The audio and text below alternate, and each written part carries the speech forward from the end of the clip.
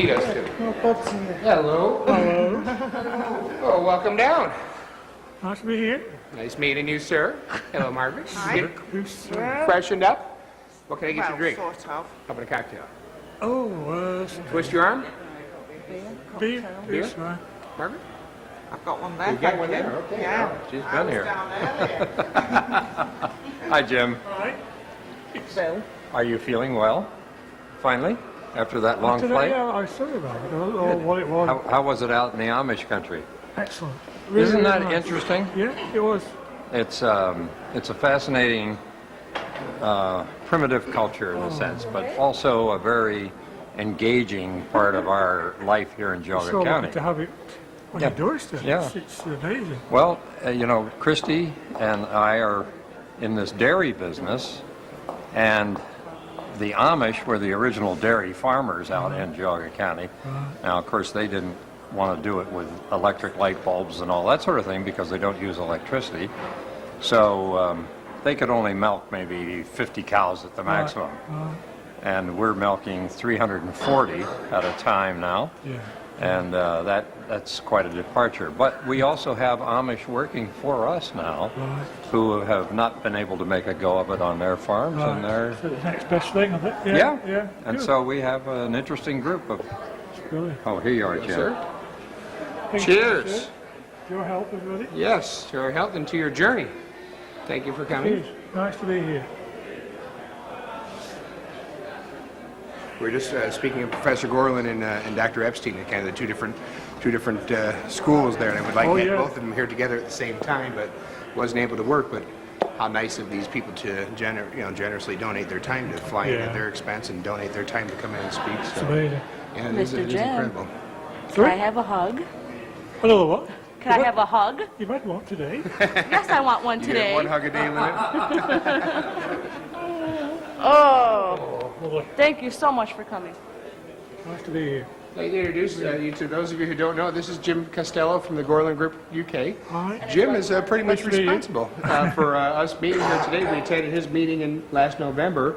It was there. Christy and Jenny and I decided we have to have a meeting for our group here. It was so much fun, and the camaraderie between the members there was fantastic. The group there really is incredible. They've had, in fact, some of their members have joined us here today as well. But Jim's really also responsible for a lot of the work that I've done. He's helped us get started in all the group, a lot of good advice. He refers people to us all the time. A lot of times they'll find Jim first and they'll direct them over to us. And on occasion I've had a couple that have found us first and I've directed them back over to him. But Jim's been a big help in getting us started here. And really thank him for coming over. Cheers again. Cheers. We've got all of us in the future. Yep. A lot of work to do. It's always work, yeah.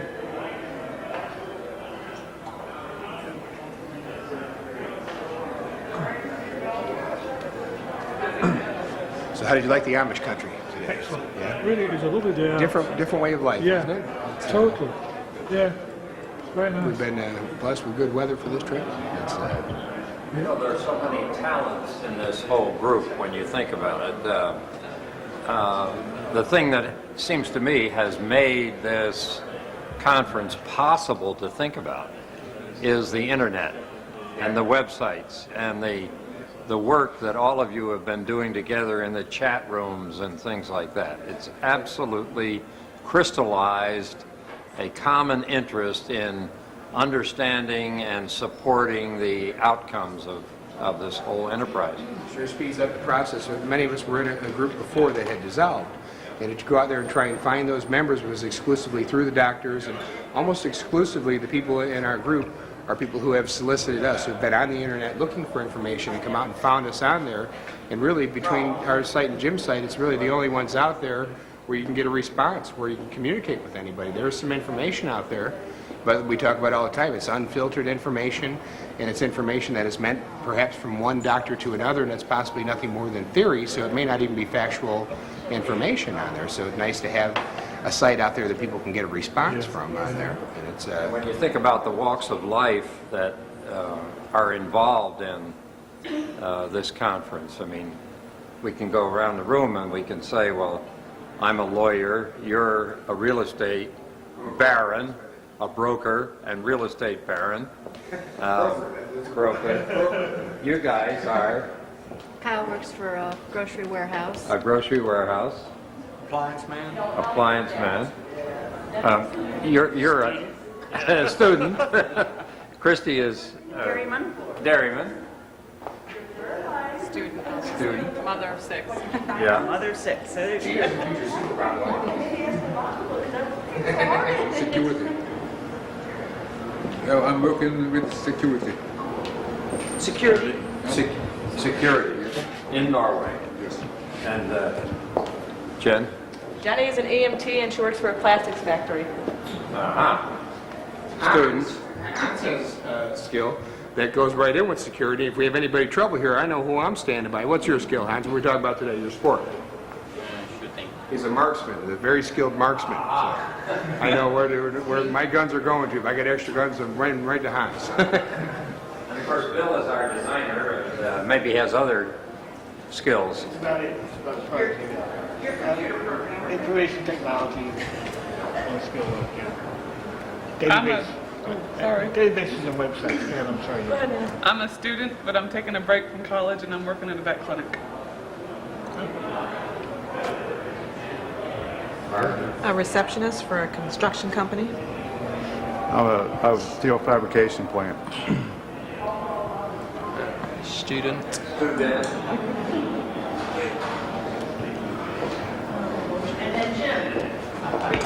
Retired gracefully, yeah. Retired. No title, retired. But at one time, you had a vocation, I was a designer in aerospace. designer in aerospace. In aerospace, in military aircraft. Well, we can have some commentary then about China and the U.S. Somebody has to fix that plane up now to get it out of there, or else the alternative is to chop it up and bring it out in little pieces. Yeah, blow it up, huh? Everybody's stripping all the good parts of it. It's like hitting my car on the south side of Chicago. It's gone.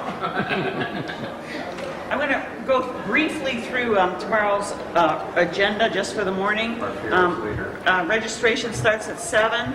Breakfast is 7:30 to 8:15. And Bud and I are going to be speaking at breakfast, so you need to rise and shine and be ready for breakfast. The general session with Dr. Bicker starts at 8:15.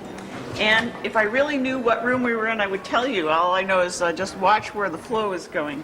We have a plastic surgery with Brian Windle and facial reconstruction at 9:30. Then there's a break. We do have a break so people can get up and stretch. Cancer chemo prevention with Dr. Bickers at 10:30. 11:15 is photodynamic therapy with Alan Osseroff. Lunch is at noon, and we'll work on establishing self-esteem. Then there's small group sessions in the afternoon that you can do some more one-on-one with some of the attending physicians who will be there. And then small group sessions again in the afternoon. And then 3 to 4 is a general session featuring our very own Jim Custer. Maria? I can tell by the laughing. I heard you laughing all the way down the hallway here. They keep saying Maria, the funny one. I'm not sure if that's good or bad. I'm not sure either. Hi, how are you? I'm Bud. Nice meeting you. Who are you? What? Abigail. Abigail? What a beautiful name. I love that name. Thank you so much for coming. Is your room clean? It's beautiful. We had Jenny clean it all morning. When I showed them. It was ready for it. The chocolates on the pillow. They came down and asked me if we wanted turn down service. It's a turn down service, so when that get turned down, I'd stayed home. But it's a neat. I hope you guys are hungry. We have a table full of food there. Hope you'll enjoy some snacks. You like sushi and wasabi? No? Good, because we got lots of other stuff there, too. There's all kind of good stuff. Feel free to help yourself. Thanks. There's cocktails, or I'm sure they have soda and ice water, too. You guys are probably not ready for the scotch yet, huh? But feel free to help yourself. Is this our whole guy in here? Yes, we have some newcomers. Since they're late, we're going to make them introduce themselves, and afterward they're going to sing a version of the Barney song. What do you think? Go ahead. Maria. I'm Maria Michalowski, and this is Abby and Stephen and my husband Mike. Welcome. Maria, what's your screen name? We have to give screen names so we know what the computer... What is my screen name? On the forum, M. Maria, right? Maria M. Maria, on chat it's Maria PR356, I think. And on the PR356. forum it's Maria 1261. Bill's EZSN. You know, That's right. we're going to get screening in the Easy. faces. Hi, I'm Bud Caruso. Nice to meet you, bud. Patrick. Hi, Patrick. How you doing? Nice to meet you. Elizabeth. Hi, Elizabeth. How you doing? Nice meeting you. Thank you so much for coming. This is my film crew. I bring them everywhere I go. Thank you guys for coming. I hope you're hungry. We got a ton of food. We're going to actually, since you guys relate to, later on we're going to have you guys sing around the Barney song as well. But, All right. but feel free to come out and mix. And most of them don't bite except for this guy. If you can get past him, you're okay. But they don't bite too much. So. Thank you guys for kind of coming in and have a drink. Jenny and Chrissy were up cooking all night. We got all this food here.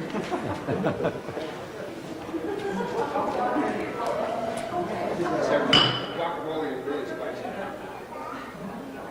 Although this is not. Thank you, sir. Did it drive nice for you? Yeah. No, did you do any wheelies? Coming out to real area? I served the dairy marshal. Let me introduce you guys to. I can embarrass you just for 1 minute. You came all this way. You got to get embarrassed for just a minute. Sure. This guy here too. I introduced. This is my buddy. This is Nick Newtile. He's from Knoxville, Tennessee. Was kind enough to come up and see us. Nick and I have been talking for a few years now. And this another one of our members is Kyle. Kyle's from Tennessee as well. So we have two Tennesseans here. And this is Nick's grandmother, Lucy. Lucy's going to be with us in the morning too. Lucy's one of our vendors.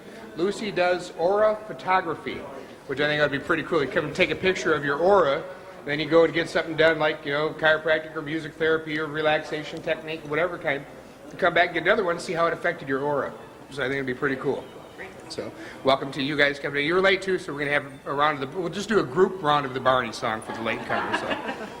But thanks for coming. This guy flew in this afternoon. His arms are still tired, right?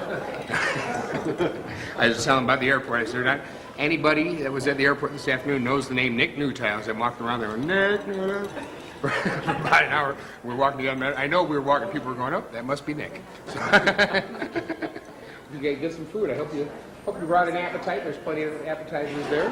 Yeah. They'll keep bringing them out. So get you see your girl boy. I gotta see you.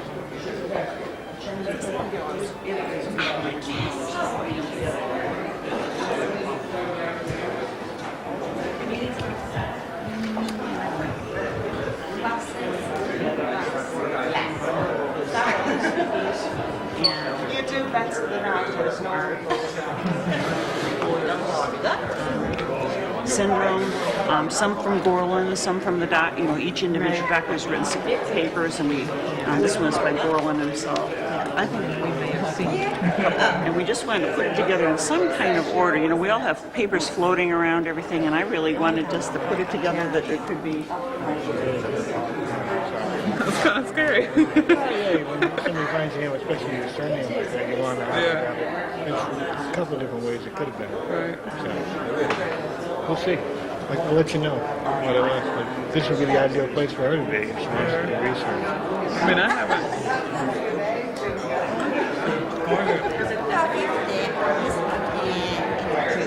Yes. No, wait. I remember. Oh, no. You wouldn't have, yeah. I remember. And I know. Did you enjoy today? Yes, promise. Did you enjoy today? Yes, I hope it will be fine. Excuse me. It's something you like.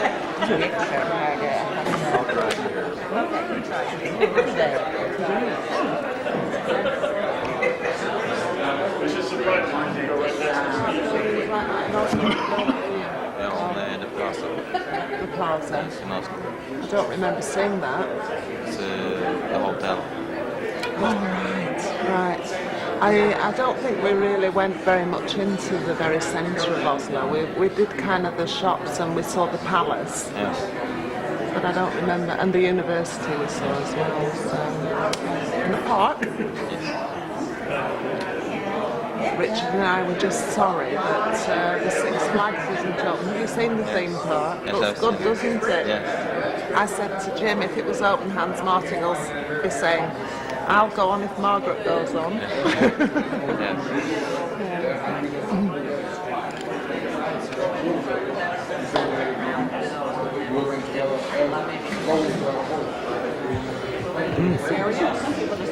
could even come. This gentleman, so we'll meet in this general area. This one in the hat, 7 and 1. When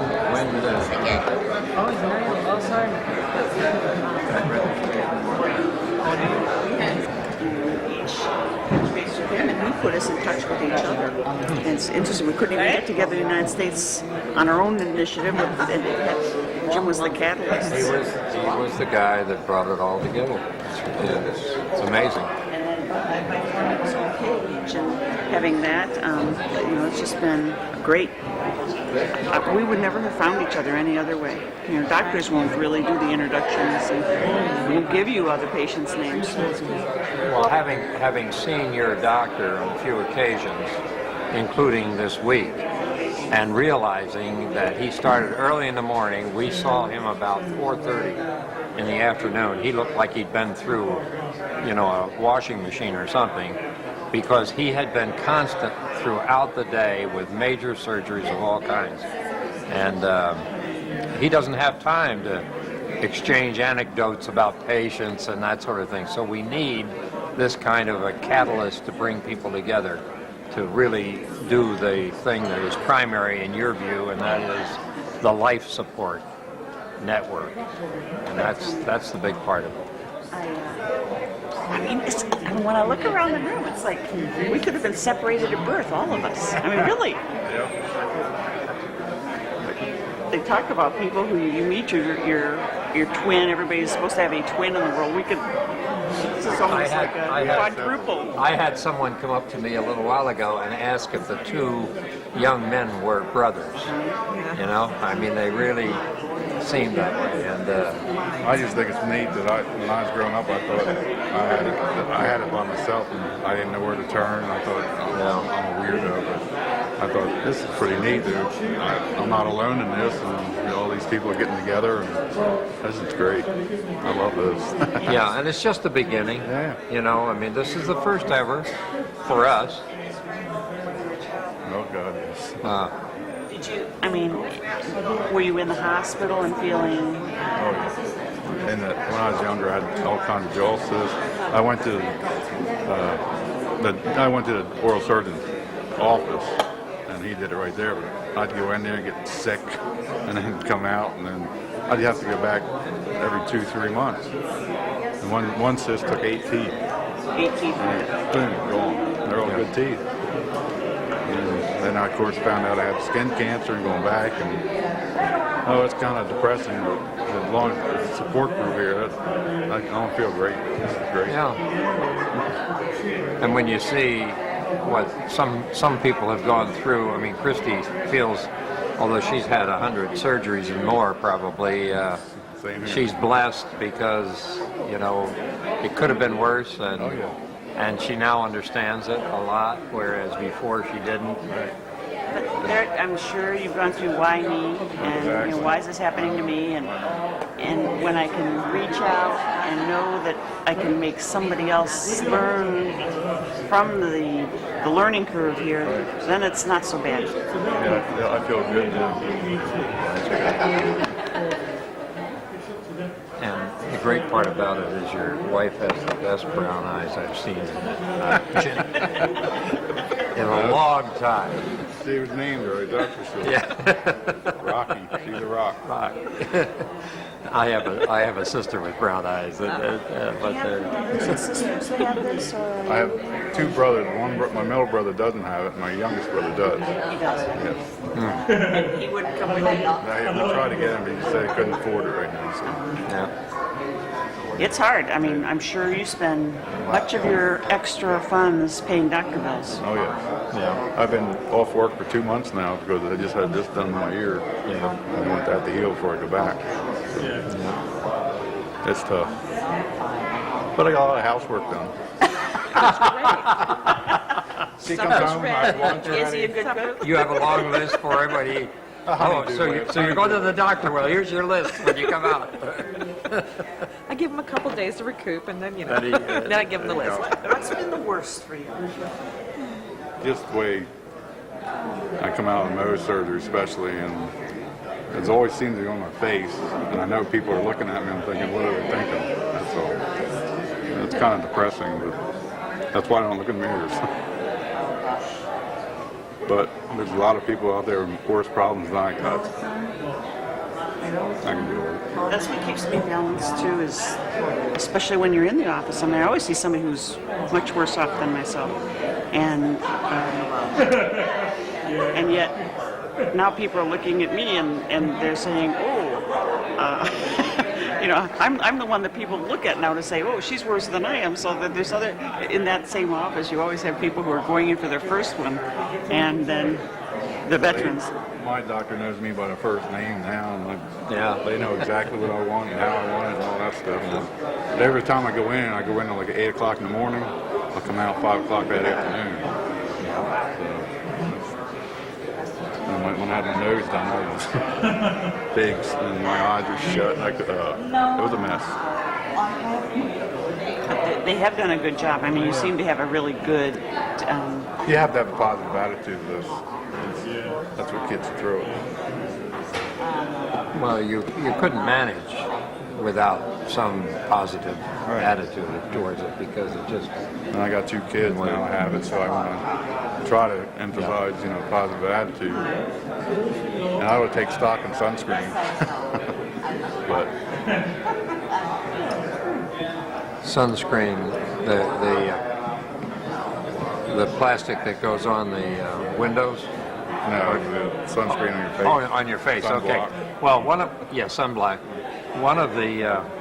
One of the things that is quite interesting here in Cleveland is that there is a company that makes a film that goes on the windows that takes out the ultraviolet rays, and they contribute a certain percentage of every sale to skin cancer research. Oh, wow. Because they realize the importance for some people of having even a film that can go on your windows and will block out the harmful rays, and so they contribute part of every sale to the Skin Cancer Research Foundation.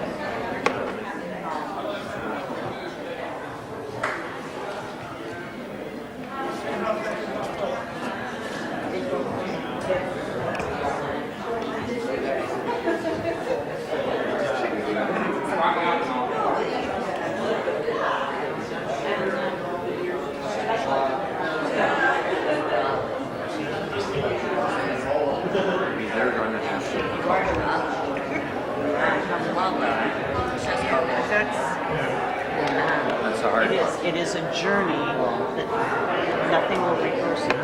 Oh, yeah, that's true. But knowledge is power. And I am Glenn. We are Norwegian sufferers independent of foreigner doctors. We need them to survive. So what did you say? What did you say? They didn't blame themselves because it wasn't normal. Sufferings of Gorlin syndrome is a second bear. Yes. We don't need examinations. We don't need. From Iowa, they just got in. So we're going to make them join in. We decided just one group party song, so any latecomers, we're going to get them to join in as well. And we got a few more that just came in from Maryland as well. I'm going to introduce them in just a moment. I told them I'd let them get a drink first, but so they're starting to filter in. We found out that another one of our California girls is going to make it till about 9:30. She's stuck in Chicago. But she phoned, she's very anxious and stomping her feet, letting us know that she's on her way, not to forget about Gina Marie, she's on her way. So it's wanted to introduce these guys and thank them for coming and welcome them to the group as well. No name tags today, so we want you to filter through and kind of force to have to introduce yourself. And then we figure if you had too much at the refreshments tonight, we'll have to have name tags tomorrow, so you don't have to worry about remembering. So thank you for coming, and I hope you guys are hungry and fix yourself something to eat and drink. Should be a great meeting here.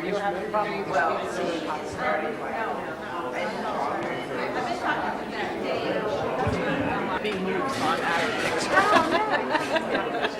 I'll sit in the background. I'll sit in the background. you can just tell me where you've come from and tell me about what happened to you with the dual cysts and the operations. I come from Edison, New Jersey, and I come from Edison, New Jersey, and the doctors told me because they gave me an X-ray and they told me I had cysts in my jaw, so I went to the hospital and I had an operation on them and they took it out. Okay. And you're okay now? Yep. And can you tell me that you've got lots of brothers back home and what that's like? I got 7. And you've got 7 brothers? Yeah. Can you say the whole thing? I've got one older than me, his name is Vinny. No, I mean, can you tell, just so I don't use my question, if you tell me I've got 7 brothers. Where'd you go? Yeah? What do you mean by that, though? Because if you just say I've got 7... Stay back here. Oh, no, okay, no, don't you move on. I'm just trying to hear what she's saying.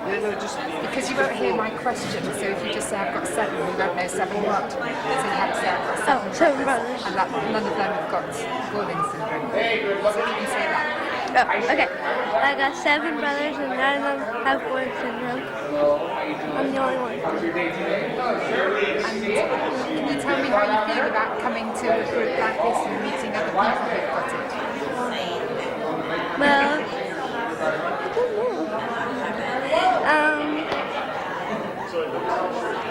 I'm happy I got to meet some people I talked online to, like Jenny. And, that's it.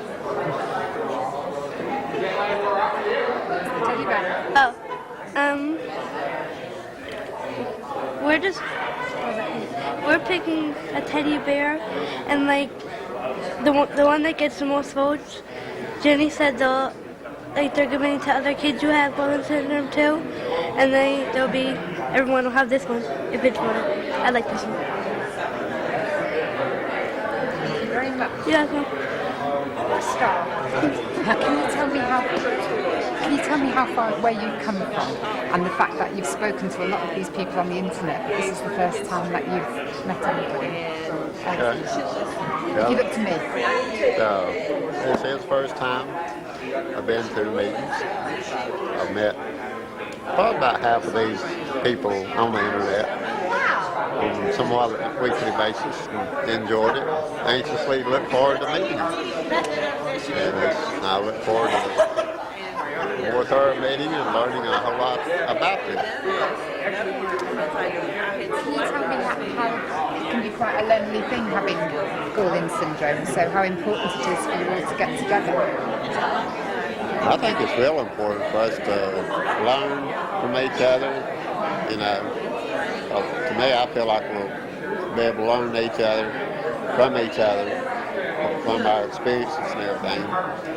Hopefully learn from that and be able to have, it's just nice to have somebody like to support somebody else that's been there. So all these people that have been there in the same boat, we have these people access to talk to these people. And I just think it's fantastic. I look forward to this for a long time. I'm glad to be here. Thanks very much.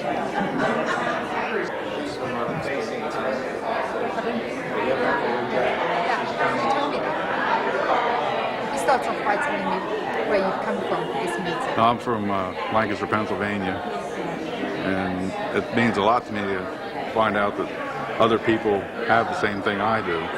Because when I was a kid, I thought, I was all alone. I thought, why me? I was just wondering, there's got to be something else. So finding this group has really helped me with my attitude and my feelings. And I just think it's wonderful that there's other people like me that have this, so I'm not alone. And this support group has just helped me out a great deal. That's all. Does it help for you too? Because it must be hard being a carer. Yes. So I'm looking for a little something, maybe to find out how other people are dealing with some of the things that I deal with in the caretaking aspect of it, because it is a lot of wear and tear on the nerves, but you do what you have to do, and so this will be very helpful. It'll give us both strength that we need. Thank you. New Hampshire and Vermont and so forth. They're very big in Permanent tooth buds, and then pulled before the baby teeth. And then they put braces on a week later. Do you have braces? Let me see. What color rubber bands you got? They look like a couple different colors. Yeah, different colors? Yeah. Purple and blue. Oh, okay. So it helps. Braces have changed so much. That's what he keeps saying he wants them. Color coordinate the I bands,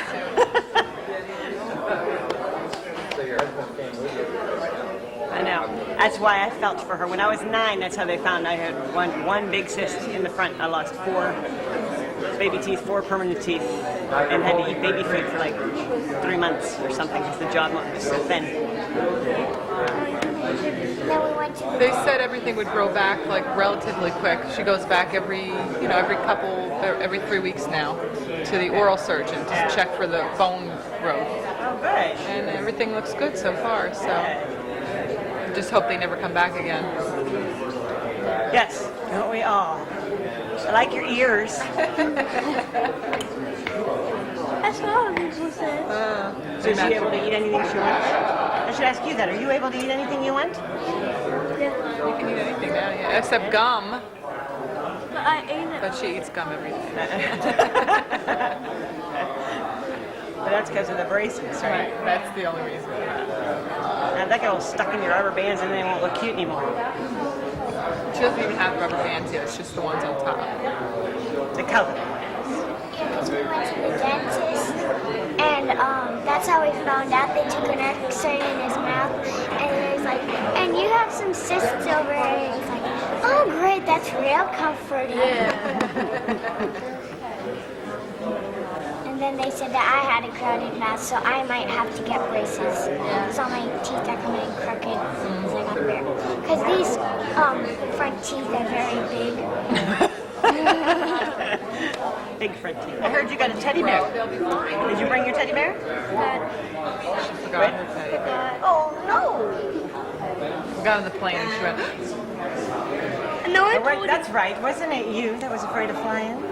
Right. Made sure everything was going right. But everything right now is normal for a 1-year-old baby girl. I went to the USF when I was probably 12 and 13 years old for a genetic study they had there, and they asked me to bring a picture of both parents, families, and they picked my aunt, my dad's one of 19 kids. They picked like the third sister from the oldest, and she had a great big jaw, and like you were saying, the big head and the eyes, and they were saying that she's probably, she didn't get the full-blown syndrome, but she got the partial. Right. And they figure that's, they were just trying to link it where I got it from because nobody in either side had had it. My mom's family, we did the whole test through Epstein, and we kind of stopped at mom's parents' level. They're both older, so they're at that age where they don't need that extra burden on their shoulders, knowing that. You never found anybody other than you and your mom? Not right now. Not right now. No one else seems to. So, but we did the whole blood work. My dad was part of the blood work, and nothing was positive there. But we never put the grandparents through the test. It was just unnecessary burden for them. Are you the only child? I'm the only child. Are you? Yep. And that's always something I think about. Right. Of course. Oh yeah. Quite a bit of that goes into thinking about that. But big joke basically with my mom when people I'm dating and stuff. It's like a lot of girls shy away from saying that they already have a kid and stuff like that. And I'm like one of the few guys out there, in my opinion, that's like that's a plus. Like, oh, you already have a kid, great. Right. But in my mind, I want to have that family atmosphere. And it'd be nice to not have that other conscious burden on it. So it's a burden, there's no doubt. Yeah. I don't see it as much of a burden for myself. I mean, most of the stuff that I've had done to me, and I've had a lot of the full-blown stuff. I actually had the pectus excavatum, the caved-in chest, that was fixed when I was 12 years old. You were born with it, you mean? Yeah, we fixed it when I was 12. Right. After that surgery, everything else seems easier. Probably had my oral surgeon is going to be here tomorrow, I guess. And I'm known in his office, his secretaries, whenever I talk to him, they're like, "Oh, you're the guy with the really big file, aren't you?"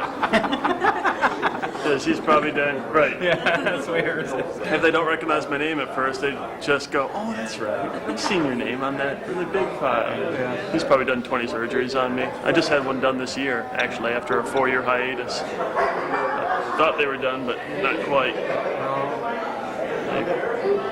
What happens, and I don't know about you, but I can look at that x-ray and see what's going on just about as quickly as he can right now. I can be like, oh, that doesn't look too good. What's really scary is when you go into an office that they don't have any idea about it, and you're trying to, when we moved to Florida and we left all of our normal doctors in California, nobody had any idea, and we were trying to explain to them, and they just what do you know? You're the patient. We know what we're talking about. We're the doctors. We know. And we just no. This is not what were they telling you? It was They were saying I had to have a root canal. I'm like, no, you need to do an x-ray. I know what these feel like. Just do an x-ray. They did a pano, and there was one, and I found it before the dentist even did it. I said, Yeah. You know what that see is? that? Let me tell you. What is that? Supposed to be there. He's like, that doesn't look right. He's like, you need to go see another doctor. I'm like, okay, let me have the x-rays. I'll go find somebody. Don't bother with the milk. Yeah. I haven't had any of the cysts since I was probably 15 years old with the oral cysts. And that's how I found out I had the syndrome. I had a oral surgeon. I had abscess, what he thought was abscess, in both upper and lower jaw, and then I had a bad one right here, and he thought they were just abscess, and did a surgery in his office with my mom in the waiting room. Well, it was supposed to be like a 45-minute surgery. That's when they were putting you to sleep in the doctor's office, and about 5 hours later, he decided he couldn't fix me, and he pulled this tooth and realized that I had a massive cyst up there and got into the sinus. Yeah, I've had quite a few roll into the sinus. In fact, that's probably the only one serious one that one happened at university hospitals because they had to put me out. Most of them, it's just shot of Novocaine, I'm still awake, I'm talking to the doc while I was doing it now. No big deal. But I had one that actually rolled up, actually had turned itself around and was heading toward my eye socket. Yeah, I had one at 96. It was a month before I was supposed to graduate.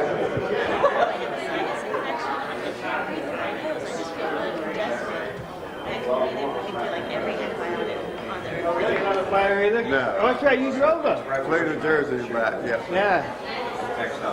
My son used to live in Snow River, New York.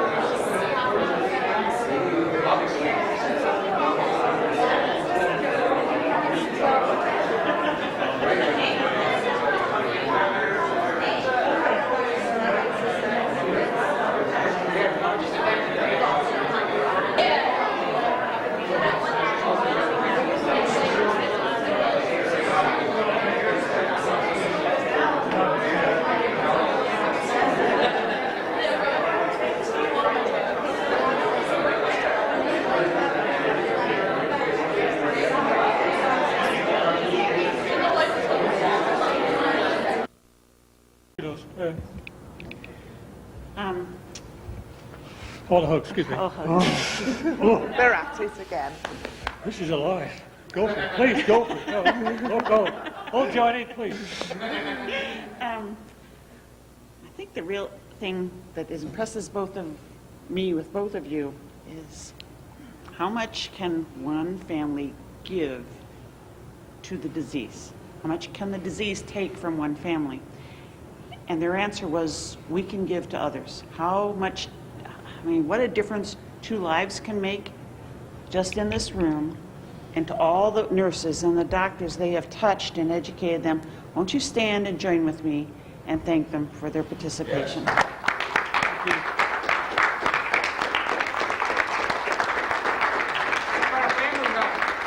Probably hard. Oh, go for it.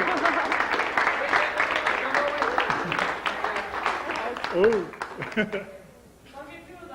Two of those. Oh, wait, my battery went. You just have to endure.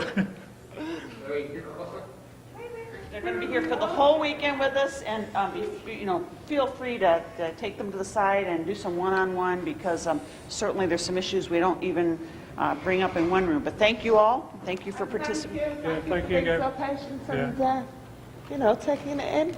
I hope we haven't bored you too much. And I can't stress enough, if you have the opportunity, mark your calendars. October 13th is Jim's meeting. We'll certainly keep you posted up on the details and all that. Certainly a huge, huge opportunity. Here we're getting the opportunity to meet and share and care with some members. Our meetings will grow. I mean, Jim and Margaret, when they put on a dig, I mean, we're talking 125 last year. I'm expecting at least 150 next year. Oh, yeah. So we'll have an excellent turnout. And I tell you what, this is a fun group. I mean, we're getting a little more comfortable. We've known each other for like a day, and already we're getting more comfortable. Now, these guys have known each other for some time. You might think, oh, you gloom and doom kind of thing. Let me tell you what. This is a fun group. This is party time. By the time you walk in the door, be prepared. Yeah, I mean, this is really, it was a blast. We just had a ball the whole time. By the time we walked in, the biggest problem we had the whole time is nobody wanted to leave. It was over so quick. So I would strongly encourage all of you, if you can, stow yourself in a suitcase, however you can get there, mail yourself. If you mail yourself now, you probably get cheap postage. But, however you can get there, I would highly recommend attending those meetings. So you can do it. Sorry, one little bonus. We're actually changing venues this year, and one bonus is that where the hotel is, right next door, and it's part of the complex, there is a theme park, which for people who are stopping is free for families. So those who just want to chill out a bit or whatever could go to the theme there's a park. swimming pool, indoor and gymnasium, because we don't have outdoor pools in England. So there's plenty of things to do. Thank you again for all your time. What an opportunity to take your family to Europe, That's, Okay. Thank you. That wraps it up for today in terms of the presentations. I would encourage you, there's still some support people in here, and I would encourage you to go join the other ongoing discussions in the other room. Margaret? There's no patients in those rooms. Margaret? Dinner is at what time? A lot of work out there. I need to do some more to get the up-to-date web page. Oh, it looks great. That's like I like to just have anything up to date on my stuff. We do have to clean this room out tonight so they can reset for tomorrow, so please take anything with you. Christy, do I need to go to this other group now? Yes. Please do.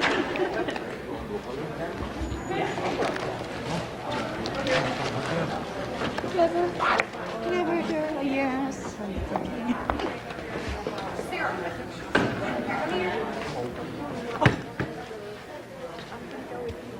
Oh, right, okay, yeah.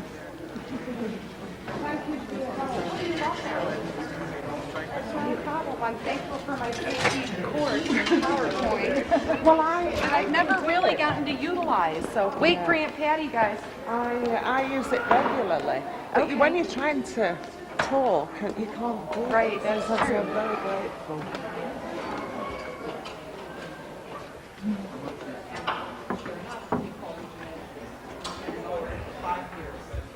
And they had no idea. St. Peter's University, New Jersey. They had no idea what's wrong. And they diagnosed, they called me in. They had an appointment set up 4 months in advance. That was as soon as they could get me in. And they called and they said, we have a cancellation on Friday. You can bring her in. And I didn't think anything of it. Normally, I'm so paranoid about everything when it comes to her that I didn't think anything of it. And they brought me in there, and without any support, without my husband there or anybody else there, told me she has this, it's called Gorlin syndrome, and she'll eventually develop cancer, and she's in the room and I'm in the room, and that was it. They just, here you go. You know, talk to your pediatrician. And that's in a how I way, left. It's almost too late because she could have lost all of her jaw then. I mean, with all Absolutely. those With the size of the cysts that they removed, she could have easily. sinuses and everything affected. I mean, And when I look back now at her medical papers from, she was 15 months old, we took her to a neurological specialist, a developmental specialist where we live. And when I look back now at the papers, if I knew then what I know now, I would have pursued it more at a younger age. Like, that's why I said just check everything with your daughter. And right on the paper it says that she has, I asked Bud before, he had mentioned Soto syndrome. They had put in there some of the symptoms were characteristic of Soto syndrome. But the pediatricians never said, nobody ever said, you need to pursue this, or nobody ever did anything. It was just by being persistent and going to all the doctors that she was finally diagnosed and is now being treated. And hopefully we'll be able to catch everything before it goes too far. To kind of bring everybody up to speed, what we're doing is sharing frustrations and anger and feelings of emotions that you might have about what's going on with your spouse or your children, and how you handle different situations, sibling-wise and spousal-wise, and how you're feeling at the moment. So we're just kind of sharing that, and these couple of ladies have shared with us some of their feelings about how they were told about what was going on and how they've managed to cope to this point, and that they need somebody to talk to. So anybody who wants to jump in, feel free. Well, I guess I'll start. My son Daniel has Gorlin syndrome. I do not. His biological father does not have the syndrome. Daniel, when I was pregnant with Daniel, they did an ultrasound and they said that he was hydrocephalic, that he was going to come out and have hydrocephalus. They didn't know why. There was no hydrocephalus on either side of the family. And that they said there was no reason. They didn't know why. It was a congenital, I think, hydrocephalus. At 8 weeks old, they placed a shunt in Daniel's head, and he had that for 8 years.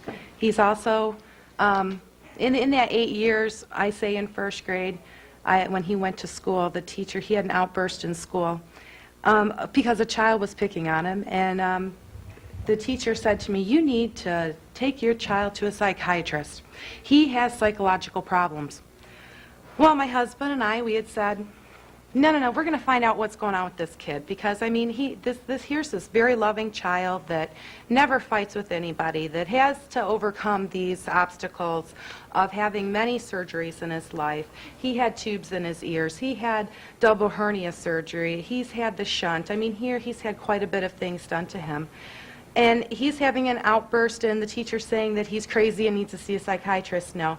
We happened to take Daniel to a doctor by the name of Dr. Barbara Fisher, who is an expert in her field with children that have ADD and ADHD and also have seizure disorder. Daniel is ADD, and we knew that, and he was on medication at the time, and she had stated, she put all of his tests together, and she had said, well, Daniel's losing memory. Your child is losing memory. He has a seizure disorder. Once you have the ADD taken care of, the underlying always comes out. And in Daniel's case, it's the seizure disorder.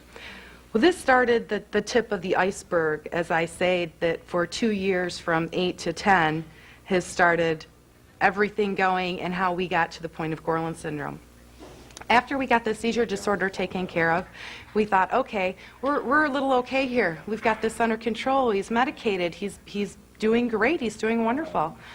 Around that time, which is in 1997, in December, we had our third child, and I went to give Danny a kiss, and I grabbed him by the face, and he had this huge mass under his cheek that was really hard and real wide. And I said, Danny, what happened here? What is this? And he said, well, Grandpa hit me in the face. I'm like, no, Grandpa couldn't have hit you in the face, you know, and that wasn't the case. I told my husband, go take Daniel to the dentist, and let's see what's wrong with him. I thought maybe there was a tooth down there because he had a problem with his teeth. I mean, they weren't coming out like a normal child's teeth when they get loose. They, you know, he had only lost a couple of teeth at this point. You know, he should have lost a lot more. I thought that was it. So the dentist took a panoramic x-ray of the whole mouth, and he took one look at it, and he said, you get to an oral surgeon right now. Right now. He gave us the name of an oral surgeon. We took him to the oral surgeon, and he says he has jaw cysts. And I'm like, jaw cysts? What are those? I mean, what's going on here? He started saying, well, we have to remove the jaw cysts. We might lose teeth, and so on and so forth. And my head's about to explode, of course, because I'm like, wait, slow down. What are you talking about? I mean, what's going on here? He says, you need to get to a genetic specialist right away. We think that Danny has Gorlin syndrome. I said, okay, because everyone else says, what is that? What's Gorlin syndrome? Well, to back up just a little bit, I guess I have to say that in the beginning when he was diagnosed with the hydrocephalus, I wanted genetic testing. I begged for genetic testing. I wanted it. They would not do it. They said they had no reason. They had to have a reason to do it. So we did end up going to the genetics doctor, Dr. Bale, who works out of Children's Hospital in Detroit. And she said he had all the outward signs of Gorlin syndrome. He had the 2 minor, 1 major. And she said, okay, we're going to take some blood. We're going to send it out to Yale University to a Dr. Bale, who is doing all the genetic testing for Gorlin syndrome. She says, I said, well, do you need my blood? She says, no, let's wait till Danny's comes back. And then once Danny's comes back, we'll see what we need to do, where we need to go from there. Of course, Danny's came back, and it was conclusive. Yes, he does have Gorlin syndrome. But he didn't get it from you, and he didn't get it from his biological father. He has a new mutation. Well, my thought is, okay, so, because we have 2 more children with my husband, who has adopted my son, or adopted Daniel, and so we were concerned, of course, with these 2 kids. And they won't have it. They're not going to get it, which is, in all retrospect, it's a blessing. But whether or not they had it or not, we would still deal with them the same way we've been dealing with Danny. I guess in one sense, I was relieved that they could finally say, this is what he has.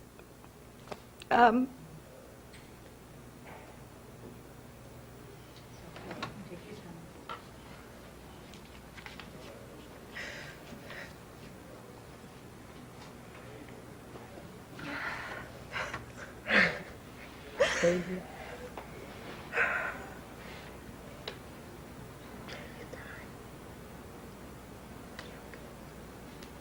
Want to carry on?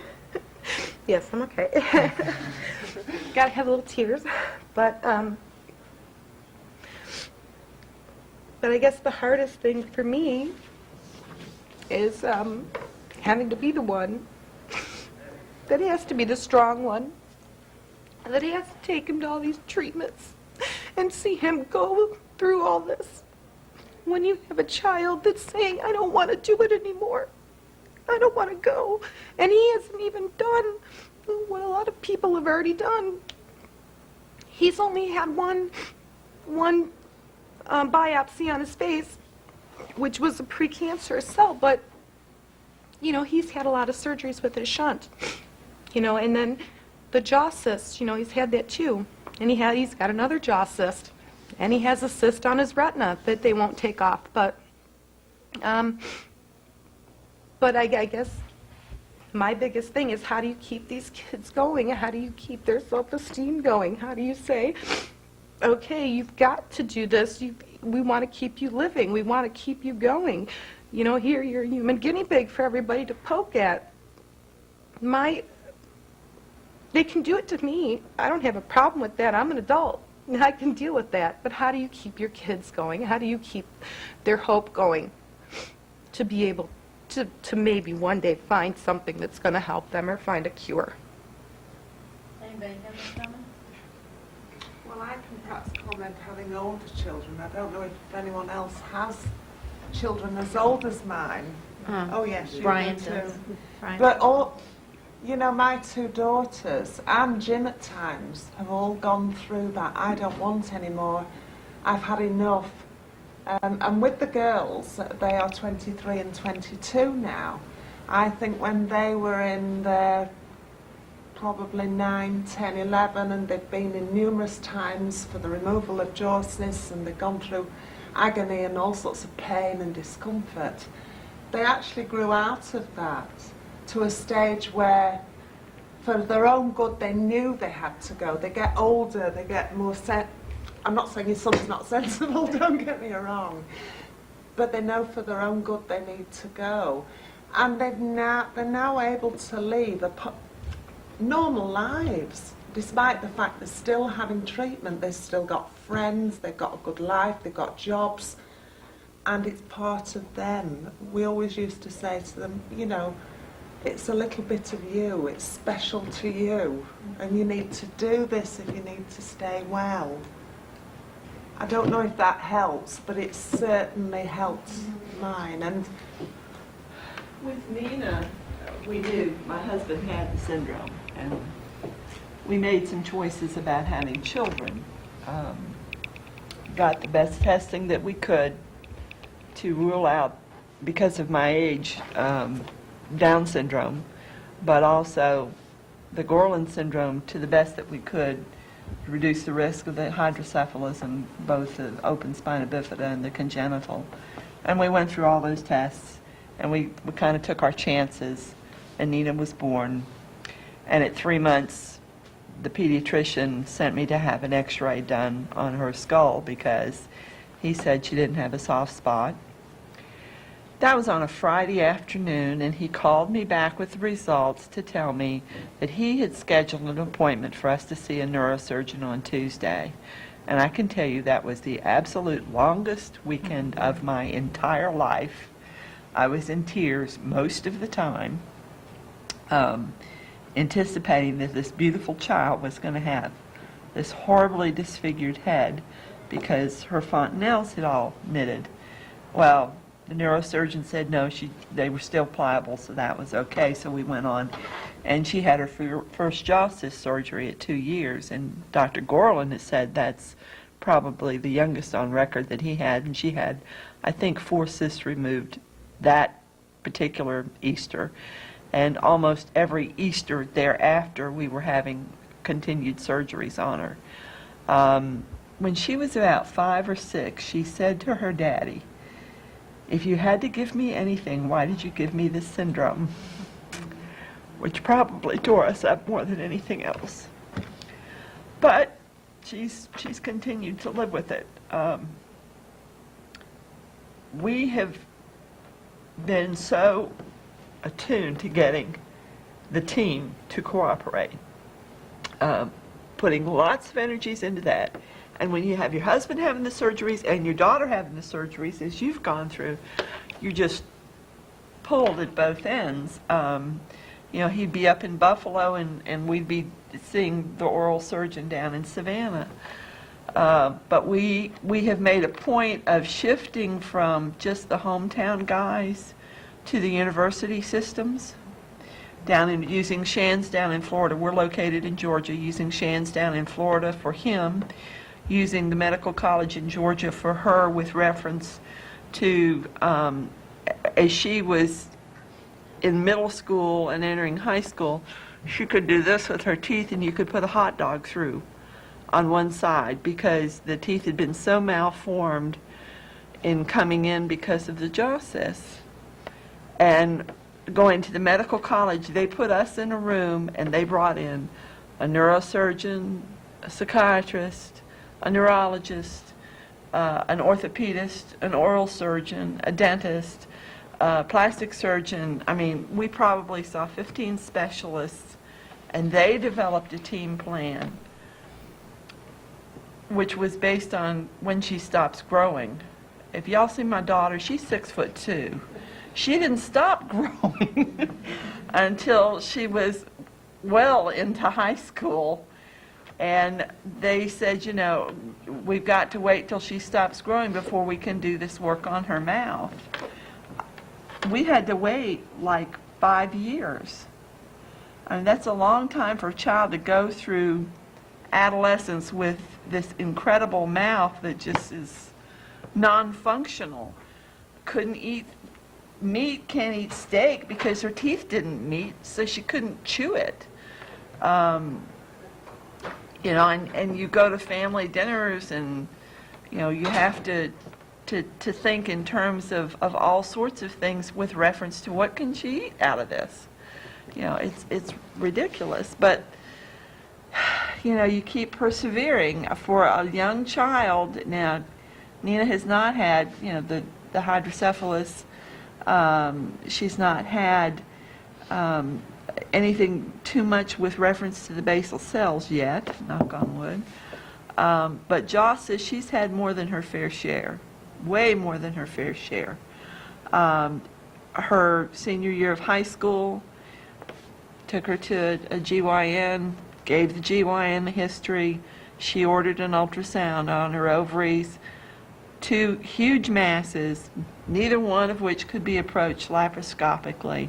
Had to have open surgery, so her entire Christmas vacation was then taken up with surgery. Then the summer after she graduated, like a couple weeks after she graduated from high school, we go through the major surgery with her mouth.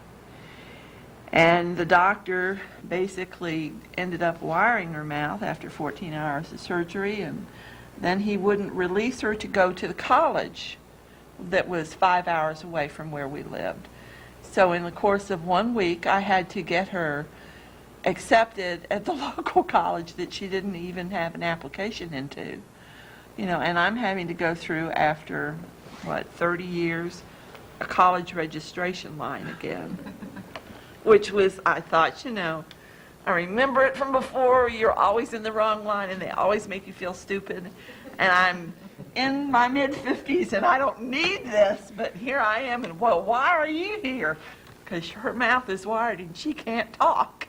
So, you know, and then the college has arrangements for special students, but they didn't want to consider her a special student. You know, I thought, get a life. You know, we've got a major medical problem here that's going to take her out of classes. She's going to miss more classes, you know, because of this. You've got to make some accommodations. And we had to fight that battle also. But that tenacity, you just have to keep doing it. And then her daddy passed away in September. So I'm fighting it alone now. But I'm used to it. Well, I think you need to know that you're never alone. Yeah. Hopefully that'll be more prominent to you in the near future. We went through a recent experience that her father went to his grave feeling guilty about this. A child who lives in the next block, who was a young playmate of my daughter's, who was tall and large like my daughter, who had a large head, who had the prominent forehead, met her in the grocery store with her mother when she was 19. How are things going? Well, is she in school yet? No, we've had to take some time off because she ended up with these unusual jaw cysts. And I said, Gorlin syndrome? And she said, well, yes. How do you know about it? And I said, well, that's what Ren and Nina have. And Ren just felt so bad that he had never said to the mom, gee, you know, have you thought of, because this child was 5 and 6 when we knew her real well, totally misdiagnosed, being followed by an endocrinologist since she was 2. Totally, completely misdiagnosed till age 19, and it was just a deja vu of what my husband had gone through, lost from here to here with teeth that were totally involved with jaw cysts, ovarian problems, that my husband didn't have those, but ovarian problems, like Nina has, but for us, knowing the rarity of this syndrome, to be within 2 blocks of each other in the same town is just almost like Twilight Zone eerie.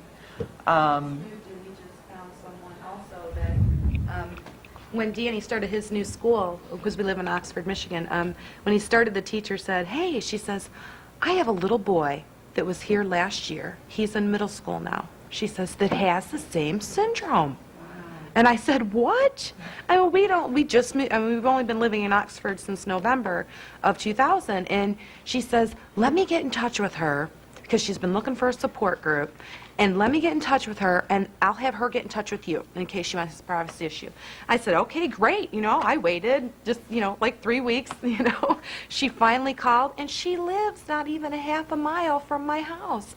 And her name is Christy Roller, and she wanted to be here with us today. She did send a photo album of her son, Frankie, and he has had so much more severity with his syndrome than Danny has. But when we got Danny and Frankie together, you look at these kids and their facial features, their foreheads, the way their jaws shape, their noses, they all look the same. They have the same characteristics.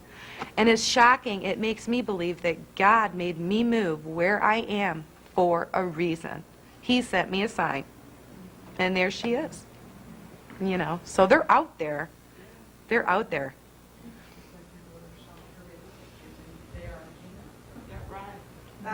When I came and I saw Nina, I said, that's Gina when she's 20 years old.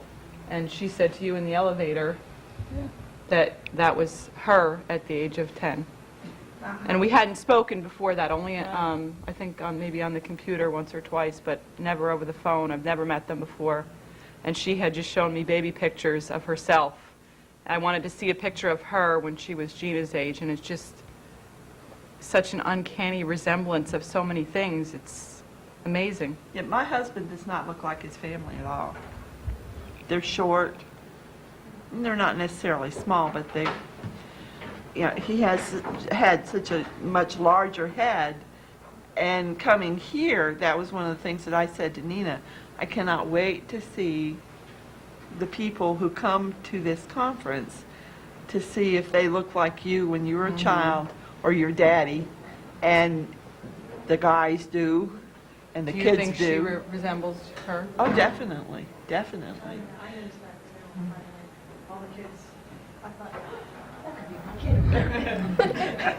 The dark hair, the dark eyes. Christy said that several times last night. Yeah, yeah. I did that just this past few weeks since I've been doing that. I used to tell my mom, I said, I don't look like either of you. I kept thinking, was I adopted and you're not telling me? I used to wonder, why does my brother look like my mom? But I don't look like any of my family. And then when I see Tammy, I look at Danny and I said, that looks just like Adam. I have 4 boys and 2 of them have it so far.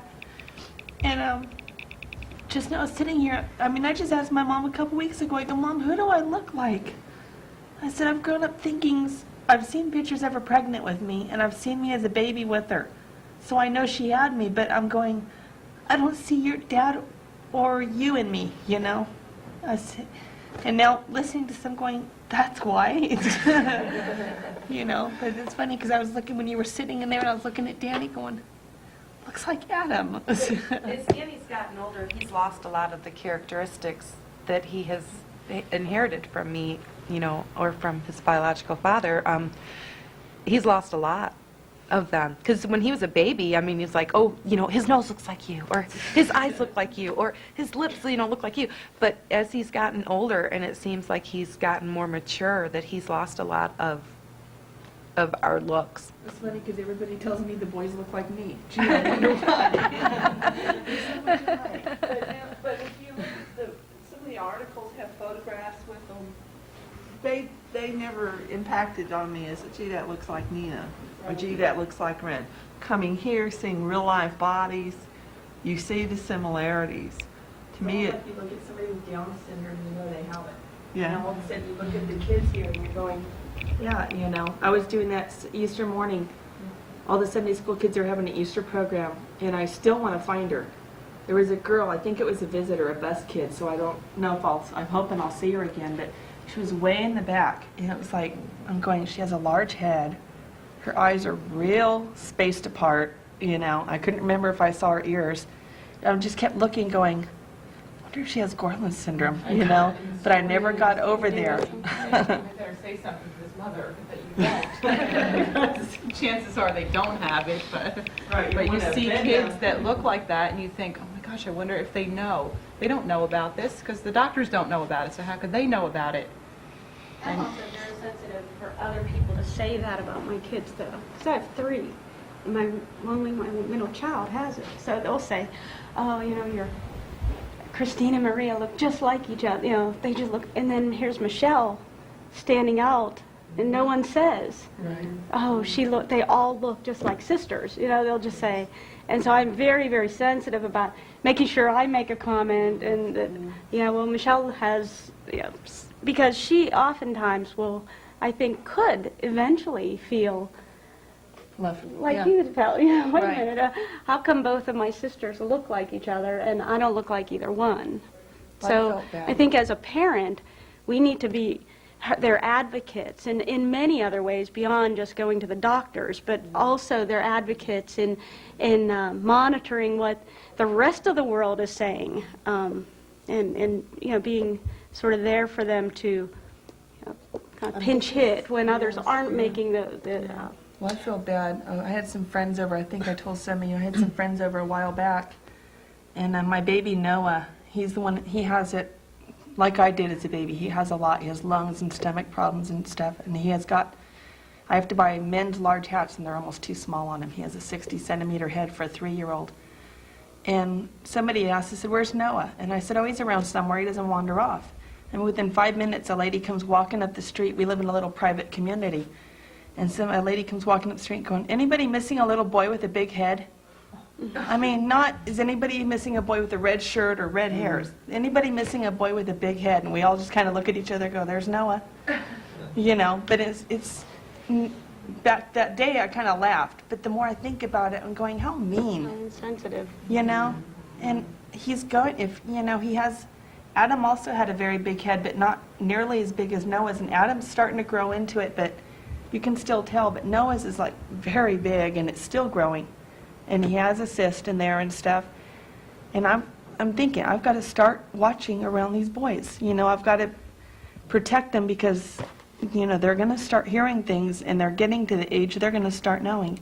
You know, my 5-year-old, he's getting little cysts all over and he has a little one about the size of a pea on his finger and I see it slowly growing and I told him the other day, I said, Adam, he's been paranoid because I've had the derm kind of looking at it and I said, Adam, that might have to come off pretty soon. No, you know, or if I talk about going to the doctor, if I say we're going to go to Dr. Beth, she's not looking at my finger, Mom. She's not looking at my finger.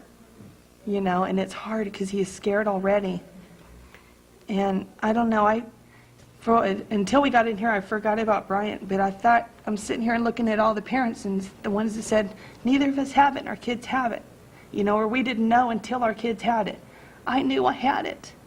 I knew what I was putting my kids through. I thought, I'm not dealing with it that bad. They can handle it. It didn't hit me that hard. I think sometimes I have 4. My first 2 we don't think have it. And sometimes I think, I go, what if I would have just stopped at 2? You know, what if I would have just stopped? The boys wouldn't be going through this. But then I think, too, of what a blessing they are to me.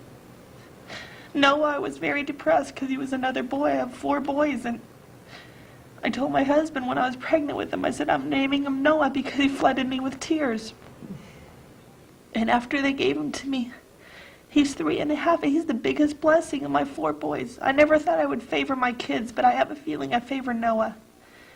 And now I tell people he floods me with joy, but I see he's had 2 or 3 pH probes, he's had ear tubes, his adenoids, his tonsils touch his uvula when they're not infected. He has reflux and GERD. I mean, this baby has been through everything. His first ear infection is at 7 weeks old. you know, and this baby does not complain yet. He still smiles, and he's, you know, he just learning how to talk, and his favorite thing is, "I love you very much," you know, and he's got a little bear. It's the good things that make you... Yeah, I do that. I have to think about it, but then I also think, I see how scared Adam is over a little cyst. You know, and I've only had 10 BCCs. I had quite a few jaw cysts, but I got prayed for, and I haven't had any in 15 years. And so I think, oh, they'll make it. But then I see the pictures of those kids just covered in BCCs, you know. I said, Adam couldn't handle that if he gets it. How's he going to handle that? He's afraid of a little cyst. You know, I'm going, what's going to be the best thing for him that's not going to hurt him? Now, there's no history of this in your family? My dad has it, but he won't admit it. They didn't know I had it. I had, through my records in Stanford as a baby, my mom was only 18 when she had me. I was born with a large head, real bad reflux. I couldn't hold anything down. She had to keep a diary of everything she fed me, everything I threw up. They tried breast milk, evaporated milk, formula, goat's milk, cereal, and everything would projectile. My mom was only 18, and she took me to Stanford, and she said all these doctors were just poking and prodding, and she goes, they'd have all these doctors, and they'd pick you up and drop you just to see what reflux is. She goes, it wouldn't have been that bad if it was just one, but everybody had to do it. You know, and she'd get so mad. She says, I quit taking you to the doctor for a while because I was frustrated with them, the way they were treating you. And I look at it now, and I'm 30-something. I was 30 when I think I had my ones that have it. And I'm watching what I'm going through. I said, I don't know how my mom could have handled it at 18 with no support from my dad. You know, she's pretty much on her own, dealing with it, you know, as almost single 18-year-old mom. I'm like, I'm 35. I am thankful I know what they're going to go through. She had no idea. Through my records at Stanford, they call me a funny-looking female with a box-shaped head. I had like a 97 percentile head and a 10 percentile body weight for almost being a 9-pound baby. They called me renal retarded, hydrocephalus. They were doing brain taps, spinal taps. And back then, lately I thought, well, they didn't know what it was back then. But then here I read diagnoses of people who were diagnosed with Gorlins in '65. I'm going, well, Stanford you'd think would have known about it, you know, and done it, but that's not the case. I mean, you know, with all the history in our family, with Jim's father, with Jim, and we're going back to the, you know, 30s, 40s, it wasn't until the mid-80s that this thing was given a name, and, you know, with all the obvious right. I wasn't diagnosed until I was 14. That's I got the jaw cyst, and then they said, this is what you have. Yeah. Well, Jim's father was in his 70s, and Jim was in his early 30s before this thing was given a name, and it's amazing, you know, with all the problems that were happening. But I think we've actually come away from our hometown hospital in recent months, because I really don't think they have the expertise to deal with it. And we've moved to the university We're in a hospitals university now. and they still don't know. You know, I carry this report from Garland.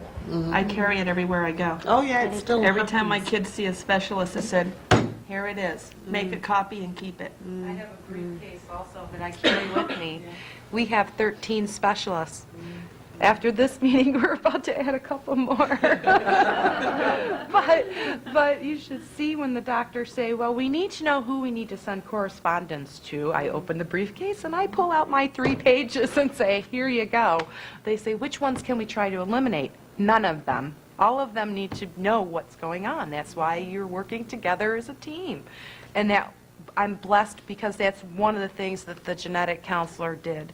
She got a hold of all of these stray doctors that we've been going through to all these years, and she got us all together, all on the same page, so that they could all discuss how, what, where, when, and so they could all say, I'm going to do this x-ray every 6 months, or I'm going to look at this every 6 months, or I'm going to see you every 3 months. They did all get on the same page, which is helpful, but I'm still there to do the rest of it to make sure, to make sure things get taken care of and he gets where he needs to be and he has the support.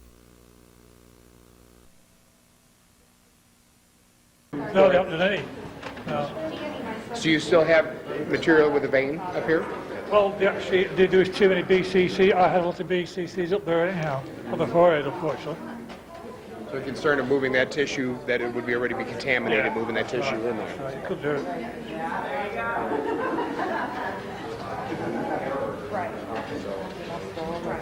Yeah, one of the things I was most amazed by was the fact that And then it went into the bone here and the side and in the back of the eye. When it gets away, it's bad, especially in males. In males? Really? We don't know why, basal cell. Males in the midface. Does that give me encouragement for my two daughters then? A little bit. Good. Oh, well, that's good to hear because But most importantly, your two daughters got the knowledge now to keep on top of it. And they know not to have the radium treatment. They know to protect themselves in the sun, etc. Right. 15 minutes on the That's cleft it, lip Jim. surgery, which is very interesting to me. On the eye tumor, approximately how long surgery was that?